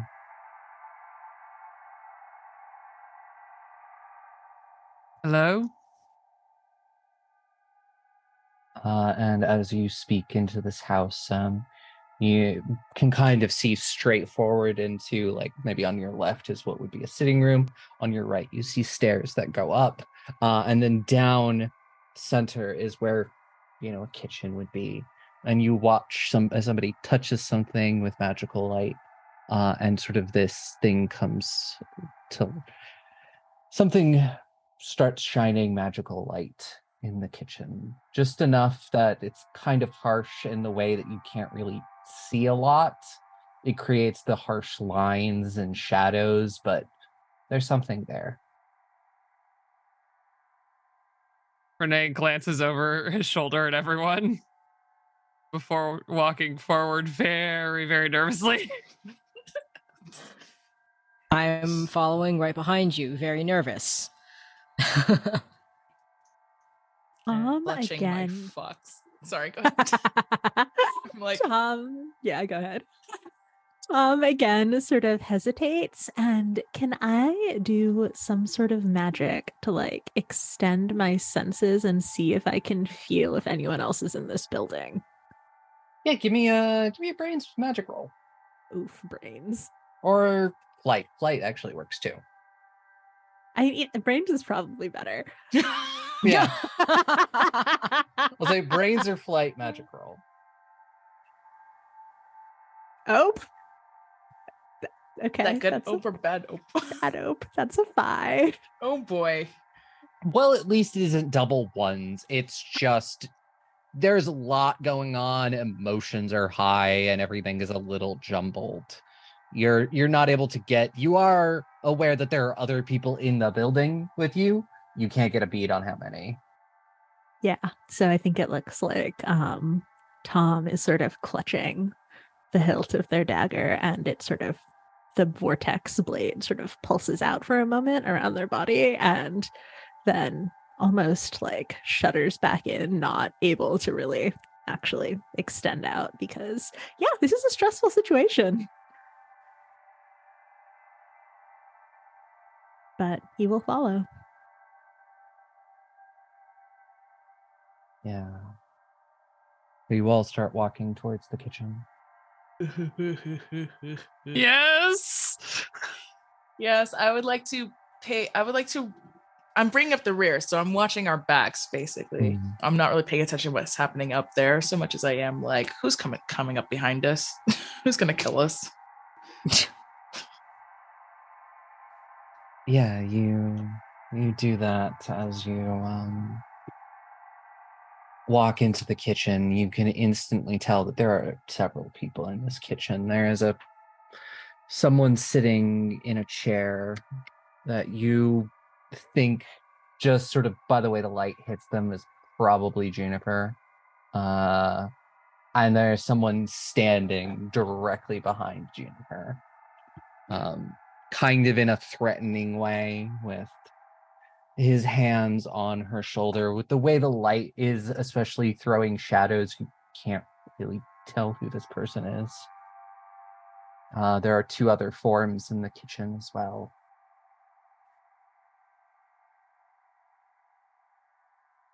All right, we've brought it. And Juniper? you're Juniper being like, yeah, I'm here. Are you okay? I've been better. We'll get you out of here. And a voice that seems to be magically disguised, you hear say, put the book on the table.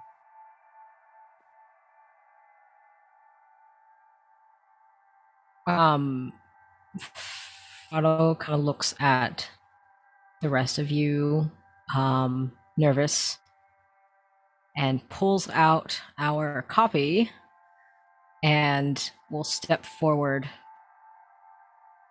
And before I put it on the table, so we see Juniper physically in this room. We see someone in the shadows standing behind Juniper. Do I see anyone else? There are, from what you can tell, but other than the person behind Juniper, there are 2 other people in this room itself. But with the way the light is, you can't really tell if anyone's beyond the room.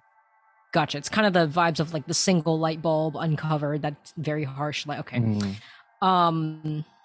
Great. Faro, before putting the book down on the table, is kind of like holding it just in front of them like this. And will kind of look around the room and gaze sort of into the darkness. Not necessarily looking, but just in a way that if there were someone standing there, Faro would want to just look at them, kind of a like, yes, I know you're there, I know you can hear me. And he just says, I'm going to put it down, but Professor Tallis, if you're here, which I know you are, I want to talk to you.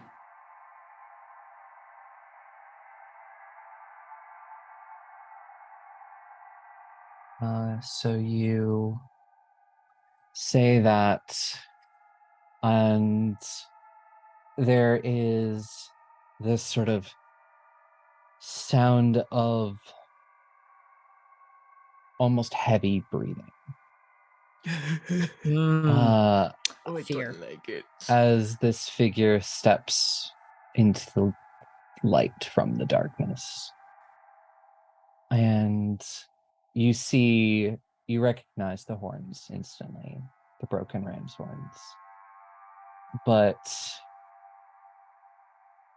the clothing that Talus wears is different.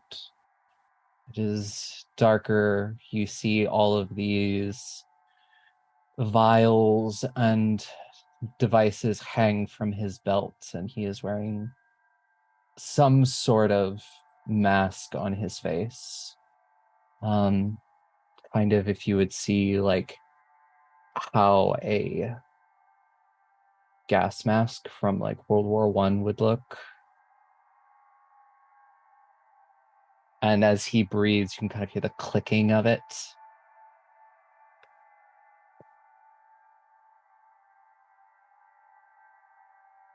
And let's see. Thom, as you're looking around, kind of just trying to get your bearings and figure out what's here, you look, and around the corner, you see this shape in dark clothing, and just for a moment, it leans, and you see what appears to be a harlequin mask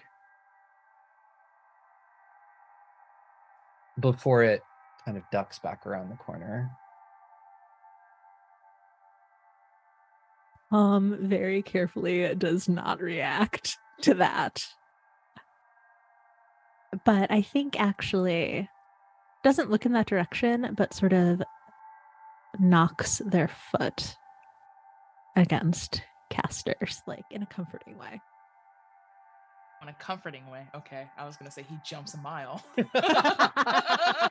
I mean, that could be the response. Probably, It's he probably intended in a still does. comforting He way. probably like,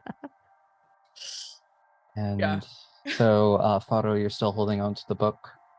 Yeah, I think while that's happening behind him, Faro is just looking at Talus, and I think the expression on Faro's face is one of extreme disappointment and maybe even a little bit of despair and frustration and genuine confusion. It's a face that I think any mentor seeing their mentee look like this, it's very clear that Faro is judging him and feels in his heart that Talus has somehow failed them as a teacher. And Faro stands their ground and is holding this book like really close to their chest, and she looks up at him and just says, I've read everything in here. I know what you plan on doing. And this isn't like you. This isn't the way you get what you want.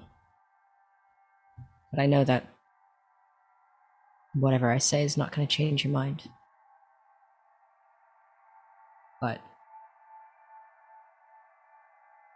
here, your legacy. I will hand it to him. And Talus will reach out and gently take the book and say, sometimes we make choices that in the moment may not seem clear, but in the future, you'll look back and see that they were the right ones. And it's kind of got that sort of distorted sound of coming through this sort of contraption that he is wearing on his face. I think Faro's brow furrows, and he just says, I know I have a lot to learn. You have always been smarter than me. I've looked up to you. You've taught me so much. But I truly believe in this moment, Professor, that your mind is clouded. For the first time in my life, I feel like I have clarity. And as you say the word clarity, somewhere off in the distance, there's a sound of crashing glass and the instant sound of something catching fire. I'm watching Talus. How does he react? That point he seems surprised. He looks up, looks over, and just looks at all of you, and then looks back at everyone else and says, "We need to get out of here." At the sound, Rene has jumped, and you all see that his hands are dripping with shadow as he raises his wand towards the sound, because he's not looking at any of the people in this room. Mm-hmm. Also like to do something when we have a second. Yeah, well, I would say the sound sounds like it was coming from next door, Talus's house. Oh. Huh? So I think in the split second that I get to react, Faro turns around to Castor and Thom, and immediately, I think just very quickly, he says, "Get Junie," and then we'll go back to watching what Talus is doing. Because Faro does not want to let Talus leave or do anything funky. Like Fallow's plan basically is, if there's any sense of humanity left in this professor, I am the one who'd be able to get to him. And perhaps this is just the last bit of hope that Faro has for his mentor, that maybe there's a shred of him that still cares about him, that all of our countless hours being spent together meant anything to him like it did to me. That's why I thought it was staying. And there is a moment where he is given the order to evacuate to the others. And he looks back at you and says, "One day you'll understand." I don't think I will. And can I look out a window? And I want to let the other two do something, but at this point, I'm looking out the window to see if I can see what's happening next door. It looks like there's a fire in Talus's house. Lovely. Yep, Castor. Yes. I think at that point, because on the heels of the get Junie out, Castor was already focusing on the singular light in the room, and what I want to do is I want to feed it. I want to make it brighter. I want to make it so bright, in fact, that it kind of explodes, maybe. Yeah. I'm just gonna feed it, and I have two. Here's the thing. Castor's parents are lamplighters, and Castor is a celestial, and he's never been good at lighting lamps. So I think that his intention is to light this. And it can go one of two ways. Either it's going to be so bright that we can see everything all of a sudden, or it's going to be pitch black because he explodes it. So whichever way it goes. Yeah, whichever way the dice go. Whichever way the dice go is going to be good for me. Feels like a brains or flight roll for me. Okay. That's what I'm feeling. And as Castor is doing this, was there anything that Thom wanted to do? Yeah, I mean, we've handed over the book. We've completed our deal. Thom is going to dash forward towards Junie. And is the person standing behind her still there? Did they leave when Talus told them to? They have stepped back like they are leaving. It is all sort of happening at the same time. They're not grabbing her and dragging her. They made a deal. You have handed over the book, but you've also created a situation where they have to take your word for it. They don't have the time to take a look at the book, but the book itself, Talus, the cover and everything looks real. Well, the cover is real. The Cover cover is is real. real. Cover is real. But so The that- rest that- of it's that- done Cover is real what they good. needed the whole time. We were wrong. Yeah, We so- messed up. So then Thom runs forward and grabs Junie and will just sort of hold her close to themselves. and she definitely will hug you back because she's so scared. She's so valid. Is she unharmed? That was a lot of blood. She does appear to have a rather bad like knock on her head. Like bandage. It's It's fine. Yeah, bandaged it's a though. bandage. Did It's they like a take care of bandage. her? They did, you know. Good. Bad It's just kidnappers. a big large bandage on the side of her head. Oh boy. Uh-huh. Okay. Fear? Good. How fear? classic of Castor. Let's see. No, we got a 6. Castor. A 6, Wait. +1. That's a 7. a 7. So I think it's more of the latter of you make it shine so bright that the bulb explodes. Yep. So he goes like this, where he expands his fingers in like a I'm gonna make that light brighter so we can see. Oops, too much juice. Sorry. Which I mean just keeps adding to the chaos of everything. And Rene, you're Yeah. reaching out with your shadow friends. Well, I think that like he's about to kind of like try and take action with all the shadow that he's been accumulating, but the moment that the bulb is going to blast, he goes to like throw up some shadow just to like protect himself, but he's standing right next to Faro, and I think he goes to block it with shadow, but the light goes to Faro instead. I know. Can I eat this? Yeah. You can. Okay, As it so explodes in that moment where everything is in a crescendo of blinding light.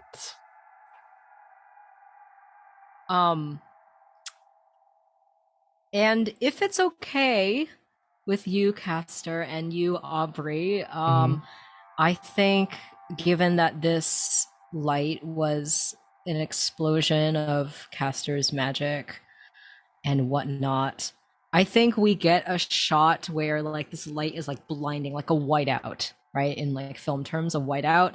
And there's the outline of Faro's body just like immediately sucking all of this back in, and everything is glowing. I think my hair turns white for a moment, like almost like glowing golden white light. You can see like all of the veins and freckles across my entire body like all start glowing and pulsating. I think there is a deep glow from within Faro's chest that makes almost like there's light inside of them making their skin glow, that color like when you put flashlights up against your hand and you can see your skin glow. Their eyes are blazing just like white, pure white. And I think that light lasts a bit longer than it had in previous times, but again, fades slowly. And Faro's face, I think, is contorted in some kind of pain. And he just kind of staggers back a little bit, probably bumps into Rene. And just ugh. Does it also hurt me because it came from me? Huh? Does it also hurt me because it came from me since you basically sucked it from me? Does it hurt? I'm gonna say it hurts. Okay. I like it. Yeah, I like that. What else? Spicy. Oh, I don't like that. Faro, Yeah. you all right? We We have to go.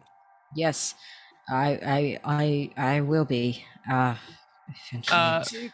Yeah. Rene is going to grab Faro's hand, if that is all right, Yes.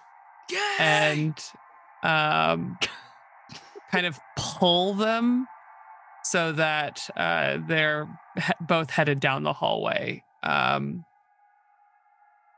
on, everyone. And as you're doing this, and as you watch as several of the the Unbroken are moving away, you kind of hear this sound of something flying through the air, and you hear like the thump as this knife sort of hits one of the unbroken members, and you hear the noise of pain, and then you hear them calling out, saying that they're being attacked. And that's also when you hear the sound of something metal hitting the ground. It was like tink, tink, tink, tink. And then sort of a low hissing sound. Well, can I see it? Can Rene see it? I'd say yeah, because you're in darkness. It's kind of this sort of cylinder shape that's kind of looks like it turns and is pulled, and then was just let and just tink. And it's sort and of I think letting out this sort of blue gas.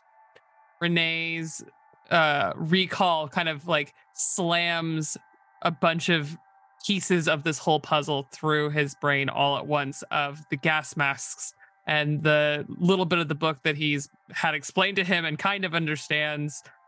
And I think that he looks to all of them, brooms now, and pulls the broom out of his bag. Yup. We are leaving so quickly. Yep. Yeah, quickly. Mm-hmm. And so yeah, you're running out, getting on your brooms, and one of you, as you are like leaving, you think you're going to be the last one out the door, and this figure in dark clothing wearing the Harlequin mask sort of slips out the door as well, beyond you, kind of just with a quick as they leave, you see that they are they've managed to snatch the book. As they head off in a different direction, you all jumping on your brooms quickly as this luckily none of the windows are broken, so it definitely seems like whatever is in this house is containing this gas, but also Alice's house is on fire. That seems like a problem for someone who's Someone not else. us. Yup. Mm-hmm. I think this is the first time in this adventure where Faro was like, not my problem, and we're leaving. And I'm imagining that we could put Juniper on one of our brooms, since all of her stuff was left at the school. Cool. Mm-hmm. Yeah, I think that since Thom was already holding her, they will pull her along on the broom. And as we get outside, pause for a second and let their pipe fox lower down, let their pipe fox sort of slither back up their leg and say, "Good job."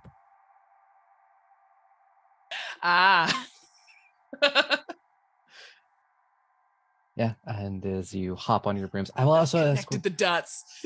you have possibly. You're going to take Juniper back to the school.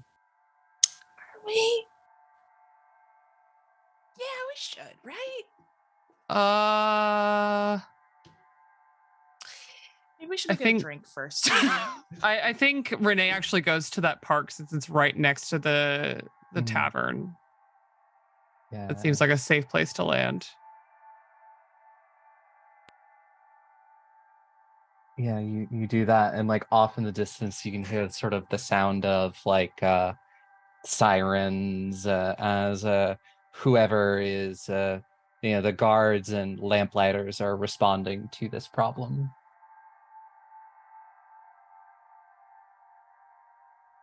I think the fire gives Faro an idea. And as we're all fleeing, Faro, I think, looks to the rest of you and just says, once we're far enough away, sure that like no one else is around but us, Faro just says, "The real book. I'm going to burn it unless anyone stops me."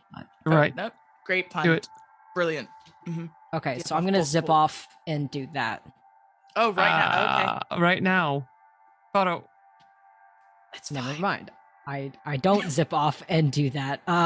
Faro will like turn to leave on his broom, and when you call their name, he turns back around. What? Don't leave yet. Just Okay. stay close. I think we don't know what the school's going to be like.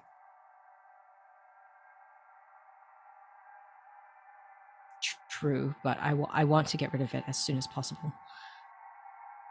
Fine, you can't do it alone. Let's go. Okay, we're all going. Okay, let's go. It's late enough, you know.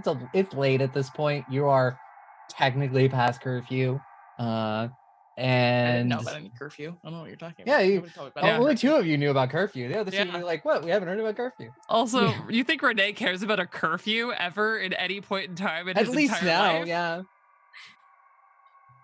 A couple months ago, Faro would have cared about curfew. That is a rule breaker now. So yeah, Take a walk on the wild side. You're definitely able know. to get back to the dorm. We get back at 9:15 p.m. Like rebels. Living I know. dangerously.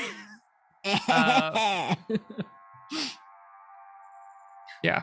Rush upstairs. Yep. I'm gonna. I don't even think I wait for Rene. I think I go into Rene's. Oh no. It's okay. Hell of a time. You froze. You froze. Oh no. Just say what you said You again. yeah. Okay. So once we get back, I don't even think I wait for Rene. If it's okay with you, I think I just go directly into your room. I think I know where you hid it. Yeah.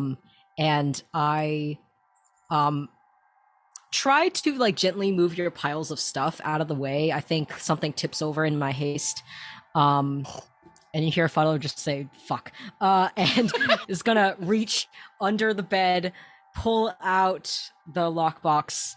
I open it really quickly, pull the book out, and where do we set a fire? I'm going to clear out just I'm gonna dump a trash can. Well, I also say Uh, like you're probably in a like you probably have some sort of like fireplace or something. Yeah. Oh, Just okay, 'cause fire.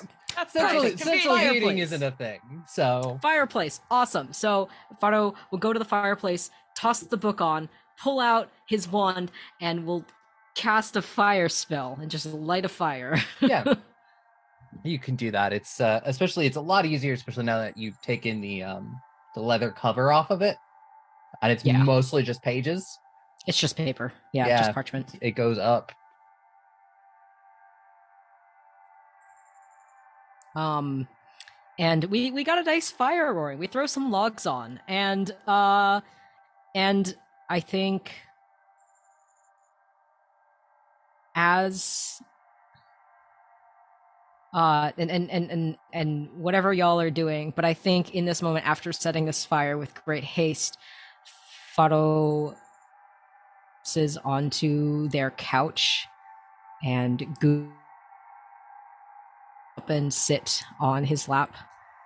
And I think Faro's kind of in his own world right now, and he is crying, like silently. Head in hands, doesn't seem to be embarrassed about crying in front of you three, but also I think he's been holding in a lot of emotions.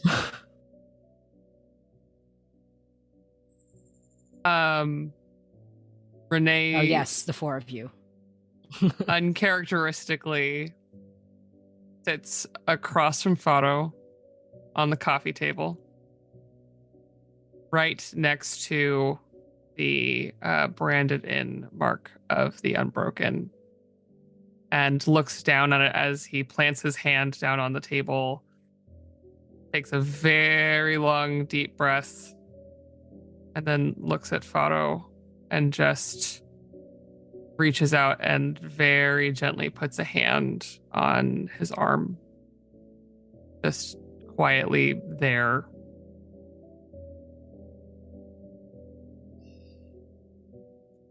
And Faro doesn't physically react to that. Like, it doesn't flinch, doesn't really do anything, but after a couple seconds, they lean into your touch.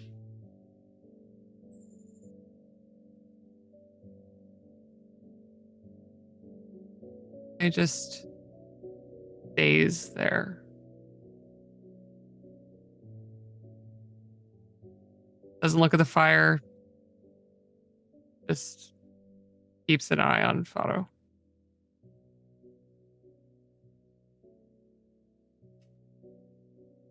Castor leans over to Thom and is like, so they're not dating? Apparently they never have. What? That doesn't make any sense.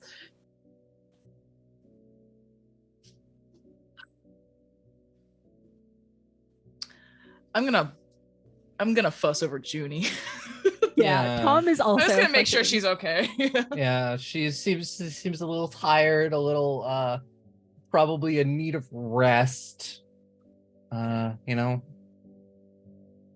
Luckily, it's only literally been a day. Yeah. I will ask, I think, like, do you remember, did you see what happened? Do you feel safe here, or should we try and go somewhere else? I think it's probably best if I at least leave the academy for a bit. I have family here. I can stay with them. At least for till I'm done recovering. That's not encouraging, but I'm glad you're safe. And we did it. Woo. Rene finally pulls himself away from just staring at Faro. And he turns and looks at Juniper finally. They do anything? Shakes her head and is like, well, no, I really remember it's kind of been up at the Blair this last day. I was just in the library studying the book that Talus gave me. Gave you? Gave it to you? Yeah, he wanted my help with it. What do you mean? He said that he wanted to, he was working on decoding it. And said it belonged to some relative of his and wanted my help with figuring out what was in it. That's Wait, what? demonstrably false. It was his handwriting. I never put that part together. I don't know. I had uncovered what the last pages were, and I had confronted him about it. And I told him I didn't want to feel comfortable giving him the book. And then, that's when he did what he did. And Sorry. Faro kind of like wipes his cheeks of like the tears that have been like streaming down it. Rene, no joke, pulls a handkerchief out of his pocket and hands it to you. Okay, then yeah, I'll use your handkerchief to clean up his face, and now Faro looks just genuinely confused. Number one, because if Talus actually if Juniper's story is actually correct, Faro has no idea why Talus wouldn't ask him to do it. But number two, based on everything that Juniper is saying, like that all doesn't make any sense. Like, why would Talus want help decoding his own work? Like, a lot of things don't add up, and so Faro is now just staring at Juniper and it's like, maybe it's not Talus. What do you mean? I mean, maybe it's not. Maybe that wasn't him, really him. That gave the book? Well, no. I mean, yes. if the original Talus, because you recognized his handwriting as quite specific, wrote that book, has copies of it or not, I'm not entirely sure exactly how he got this book that is supposedly in one place or another. I'm not entirely sure. My point is that he wouldn't need help decoding his own work, and he especially wouldn't, no offense, Juniper, go to someone who isn't you, Faro. So the only logical explanation is that he's not actually Talus. Thom absolutely cackles, like in an unhinged way. Like, this Sorry. is like overwhelmed and unhinged. Just if they don't check the student body, why would they check the professors? That's that makes sense. Thom? I can't believe. I mean, what else? What other explanation is there? Well, I don't understand what you're on about. Yeah, what are you talking about? Someone took, like Castor said, someone took Talus's place at some point and is for some reason attempting to uncover whatever spells it is, whatever alchemy he wrote. And the headmasters? How are you so sure of that? It's just a thought.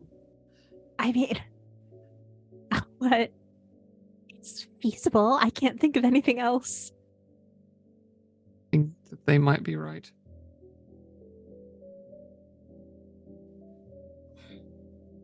The Harlequin. How good of a look did I get? Decent look. It was dark, but I don't think that impedes you much.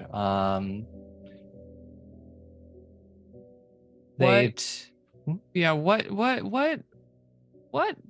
going on there? Is there any way that I would have any understanding of what that was? The rumor is the head of the Bloody Blades wears a Harlequin mask. Mm-hmm. Nobody knows who they truly are. Some people refer to them as the mother. But yeah, that is a rumor in the city. No one truly knows who's behind the Bloody Blades. Have I ever met Clover? Just out of curiosity. Probably. Okay. Thank you. Has he met her wife?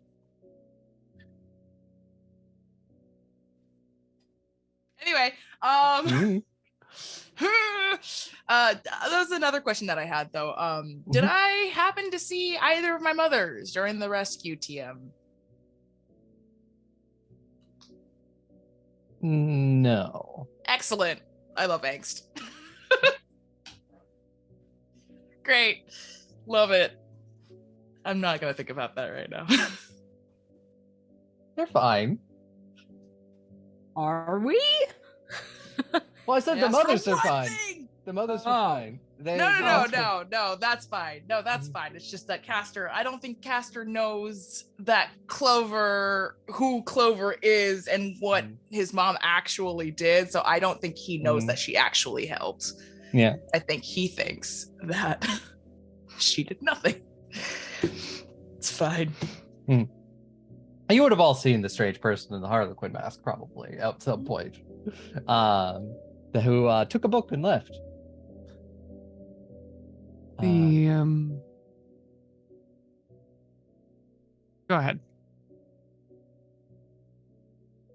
And Juniper was like, I don't know. There was, I don't know, a time a few months ago where I don't know, Talus started acting different.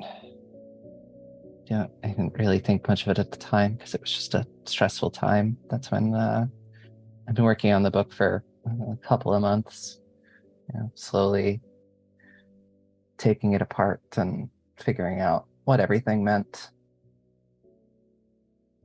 Timeline-wise, how does that line up to Faro's accident? And also, Did Faro notice a attitude shift in Talus over the past couple months as well?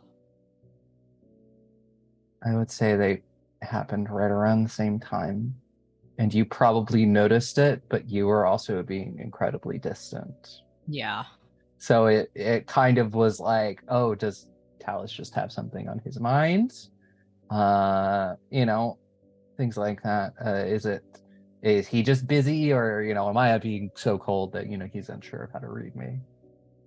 Yeah, I think from this is spicy because I think from an outsider's perspective, from Talus's assumed point of view, Talus's quote unquote favorite student has started like icing him out, has started just distancing himself completely out of perhaps embarrassment or shame. And Talus's personality change could have been attributed to the fact that happened. Yikes.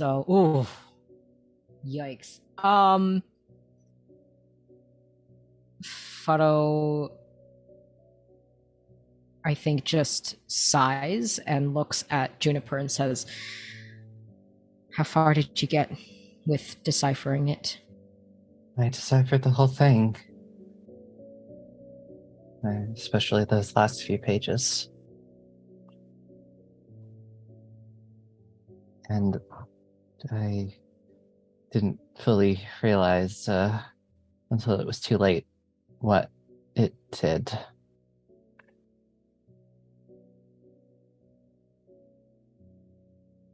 I'm sorry you had to go through that. Thank you. Sorry, I just can't. Junie, you're very smart. You know that. I just don't understand why they wouldn't ask me to do it. Because Maybe if they did, you would have seen through the ruse before. perhaps. I didn't know any better. And yeah, I think Faro isn't meaning to say any of this maliciously or to be like, oh, I'm smarter than you. Yeah. But like under his breath, Faro just says, yeah, because like I knew what this was within like a couple hours of looking at it. Yeah. Just like, he's like, kind of just like, I didn't say like wilts in a bad way, but wilts in a I am so tired way. I know, and like Faro doesn't mean it like that, but obviously sees how that deflates her. Like we just freaking rescued her, and he looks up and just says, "Oh, sorry, I didn't mean to say it like that." What? How have can you we eaten, Junie? I have not. Yeah, That's I'm okay. really hungry. Yep, I've got snacks. I will pull out snacks. Yeah, no, go ahead. Oh, I think Faro also goes into his room and pulls out like a basket of food, like snacks that Faro has just to keep on hand for Rene. And also offers this and just puts it in front of Junie, and along with Castor just says, yeah, eat something. Eat something. I'm gonna go run to my dorm really quick and grab some blankets and possibly some pillows, and we could just have a nice big slumber party here in the living room where it's safe and we can all be together and watch our backs and take a nap. Be careful, there's a curfew. There's a what? Oh, there's a curfew. There's a curfew, 9 p.m. That is so early. He's just like complaining as he walks out the door. Incredible. Faro just says, don't get caught. Please. Closes the door. Me get caught? Please. You could never. Have you seen me? I'm very quick. Yeah, this is I guess this is what is the last things you all want to do?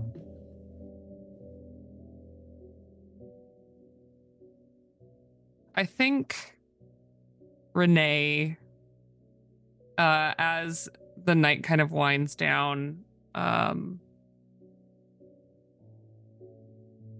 goes to makes an effort to be next to Faro, and after a while, when things are starting to get a little quiet, looks to him.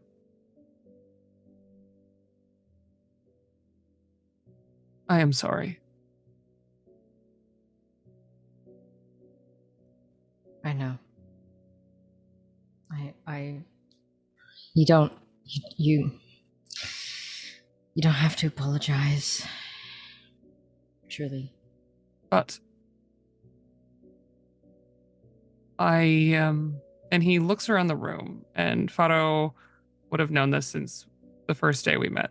Rene has a hard time making friends, trusting people.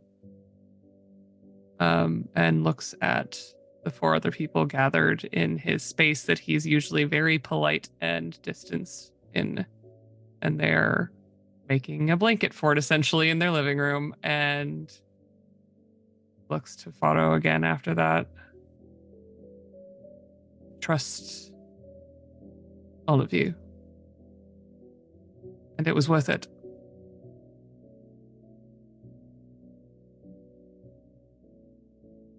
I trust you. Going to try and work this from the inside.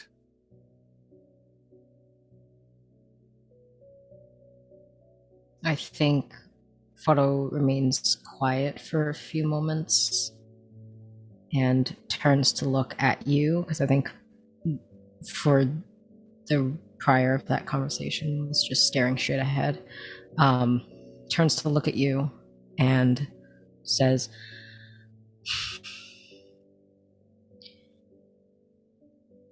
I truly hope that whatever deal you made, you can find a way to make some good come of it. But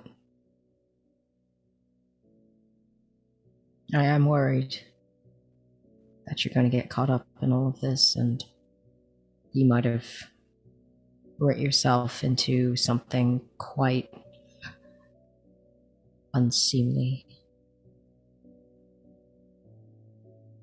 No risk, no reward.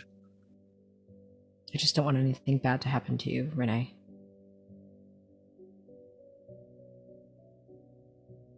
I don't want anything bad to happen to me either.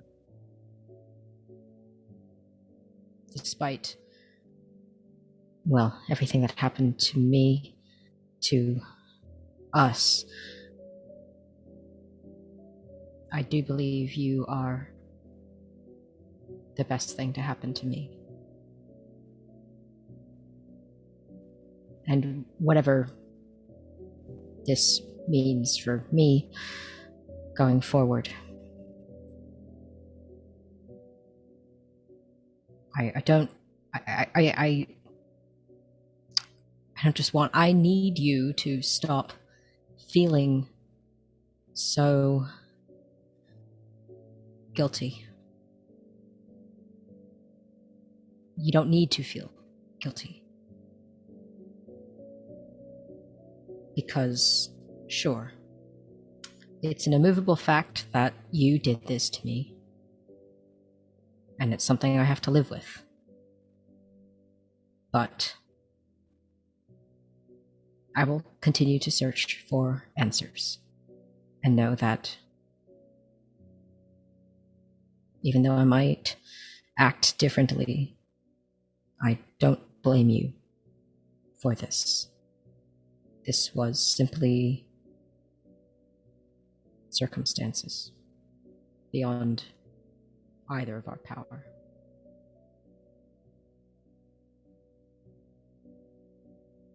You didn't fail me, Rene. Never have. What starts as a very, very, very awkward laugh goes very quiet very quickly, and his curly hair kind of falls in front of his face, and you just see tears begin to fall.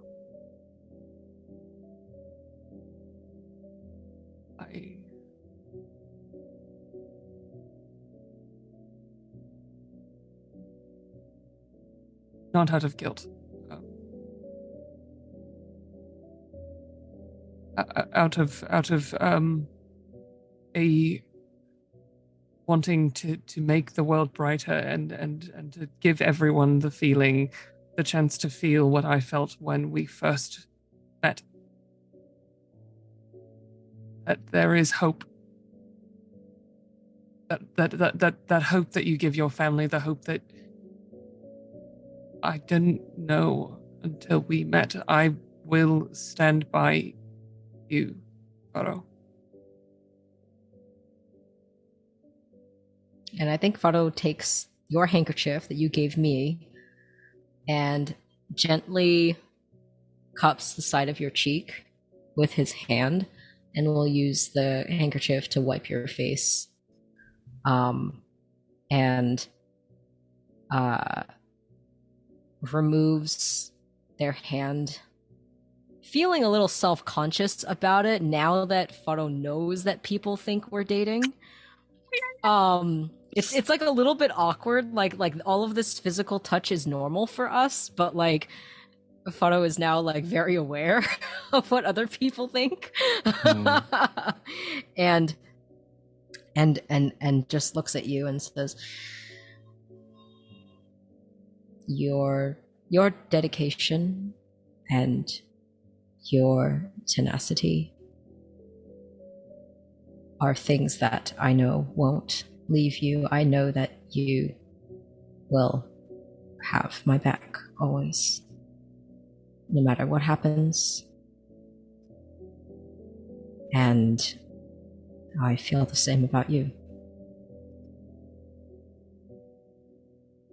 And I think I just pull you in for a hug.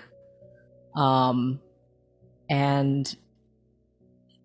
if it's okay with you, Kai, I think as I pull you in, I want to kiss the top of your forehead. Absolutely. I think Rene almost dives into the hug. Like it's a breath that's been held for weirdly 3 months. Yeah. And just melts into it and enjoys the comfort. And we're both crying. Yeah. Yeah. Awkwardly on the opposite side of the room, just like back turned, like giving the illusion of Camera like, pans privacy. this way. Thom is, I think, sort of curled up next to Junie, like fingers entwined, like, I know you're here, but I want to make sure you're here. Like, I was really worried about you. And sort of nudges her shoulder with his and says, I don't know if it's that much safer to be me right now than it is to be you, but I think I'm about done with the academy, so if you want to come back and you'd feel better about it, I think gods know you'd make a more accurate Rima Thompson than I ever did.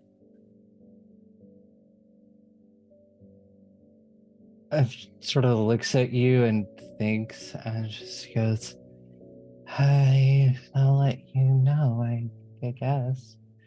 I don't know. Let's see where it takes me. You're smart, Juniper. You should keep at it if you want to. And it's a really good opportunity being here, and I'd hate to see it wasted any more than it has been. Yeah, I'll let you know. I mean, if you I'm sure that my parents work in the Clockwork Halls. Sure, they wouldn't mind if you just wanted to lay low there for a bit. We have guest bedrooms.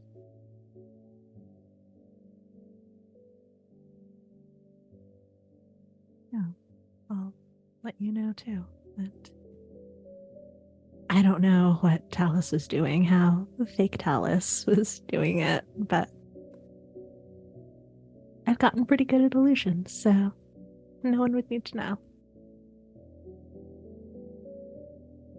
It's good to know.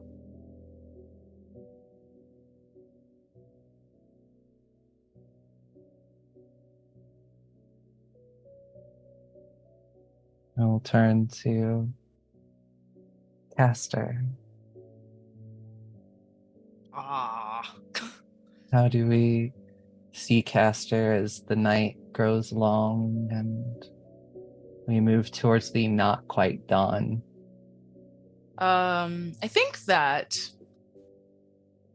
Castor can't sleep. And so as everybody else starts to drift off, he will slip out and take to his broom once more, because that's where he feels most comfortable, standing horizontal style, like it's a skateboard, which is bonkers because it's a broom, so it's really thin. So his feet, which are rather large, kind of like, yeah, he's perfectly still.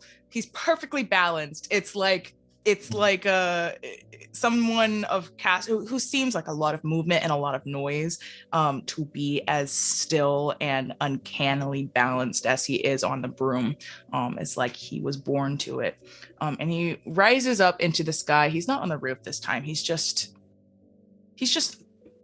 standing on his broom, going as high as he dares as the night stretches on above his head. It's clear night, and the stars are out, and he kind of is just tilting his head back and like gazing up at the sky where he feels like he most belongs.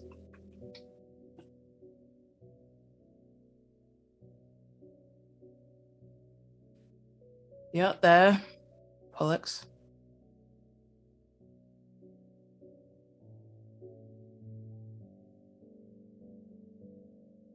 I don't think I can do it. I'm sorry.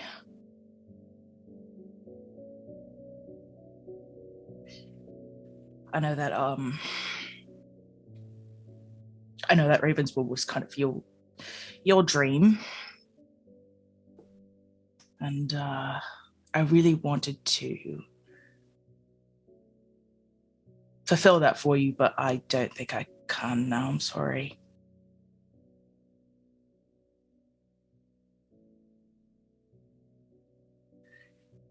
There's something going on. Something bad, and I'm not you. I'm not mum or mother. I'm not a good guy, and I'm not a hero. I'm just scared.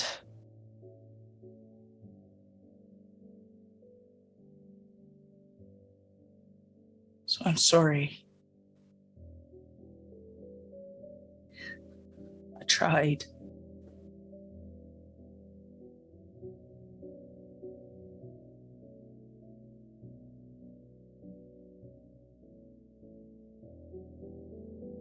And he kind of shifts his weight to the heels of his feet, and he slips over the edge of the broom, and he free falls. And he feels the wind whip through his curls, and he closes his eyes. And with the rush comes his broom as it slides back under him, and he glides to a stop, facing forward again on the grass in the courtyard. And he kicks his broom up, clicks it back into pen form, and he goes back into the room. And as you go back into the room, you throw one look over your shoulder and you see the eclipse sun sort of starting to peak above the horizon as the city of Malakad wakes for the as close to day as they see anymore. The city will, within a few hours, be moving the hustle and bustle as everyone moves from place to place, not knowing what happened, not knowing these dangers that lurk beneath the surface, the Unbroken, the Dread Doctor, and all of that is a story for another day. So we have come to the end of our adventure. And I will go around once more and let my amazing cast tell you where you can find them. And I'm going to start with you, Jazz. What up? My name's Jazz, also known as Cinder Scoria on Twitter. That's where you can usually find me hanging out. I use she, they pronouns. I was Castor. Saros, he uses he, him pronouns, and he's a little disaster baby man. You can find me here at Queen's Court Games. It might be announced by then, maybe not. Oh, wait. Is it? Never mind. I can't talk about that yet because I'm pretty sure it's going to be in a few months from now. But I will be around here. Check it out. There's something really cool that I'm aware of. There's a couple really cool things. Yeah, I'm really excited. So keep an eye out. I'm not sure when we're announcing it, but we'll be announcing it soon. You can find me there. You can find me. Oh, actually, probably not on Elixia anymore. I just realized because we're wrapping up our next couple of sessions, so maybe not. You can find me on Other Sider Studios for the Arcane Core. We are just starting season 3 and we'll be dropping that soon as well. If you wanted to catch up on seasons 1 and 2, should be available on YouTube on the Other Sider Studios channel. I'm just doing a bunch of random things here and there. You can find me mostly on Twitter or any social media platform except for Instagram that has Cinder Scoria. Instagram, they hacked me, and so they stole my username, and I can't get it back. So on Instagram, I'm Silver Star Soul. How appropriate for my boy. That's me. That's it. Goodbye. Right. Love you. Thanks for tuning in.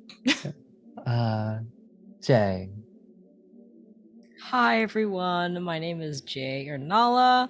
I played Faro Jin, and you can find me on the internet or on Twitter at Nalawu and everywhere else at Nala Draws, including TikTok, where I make videos in my character cosplays.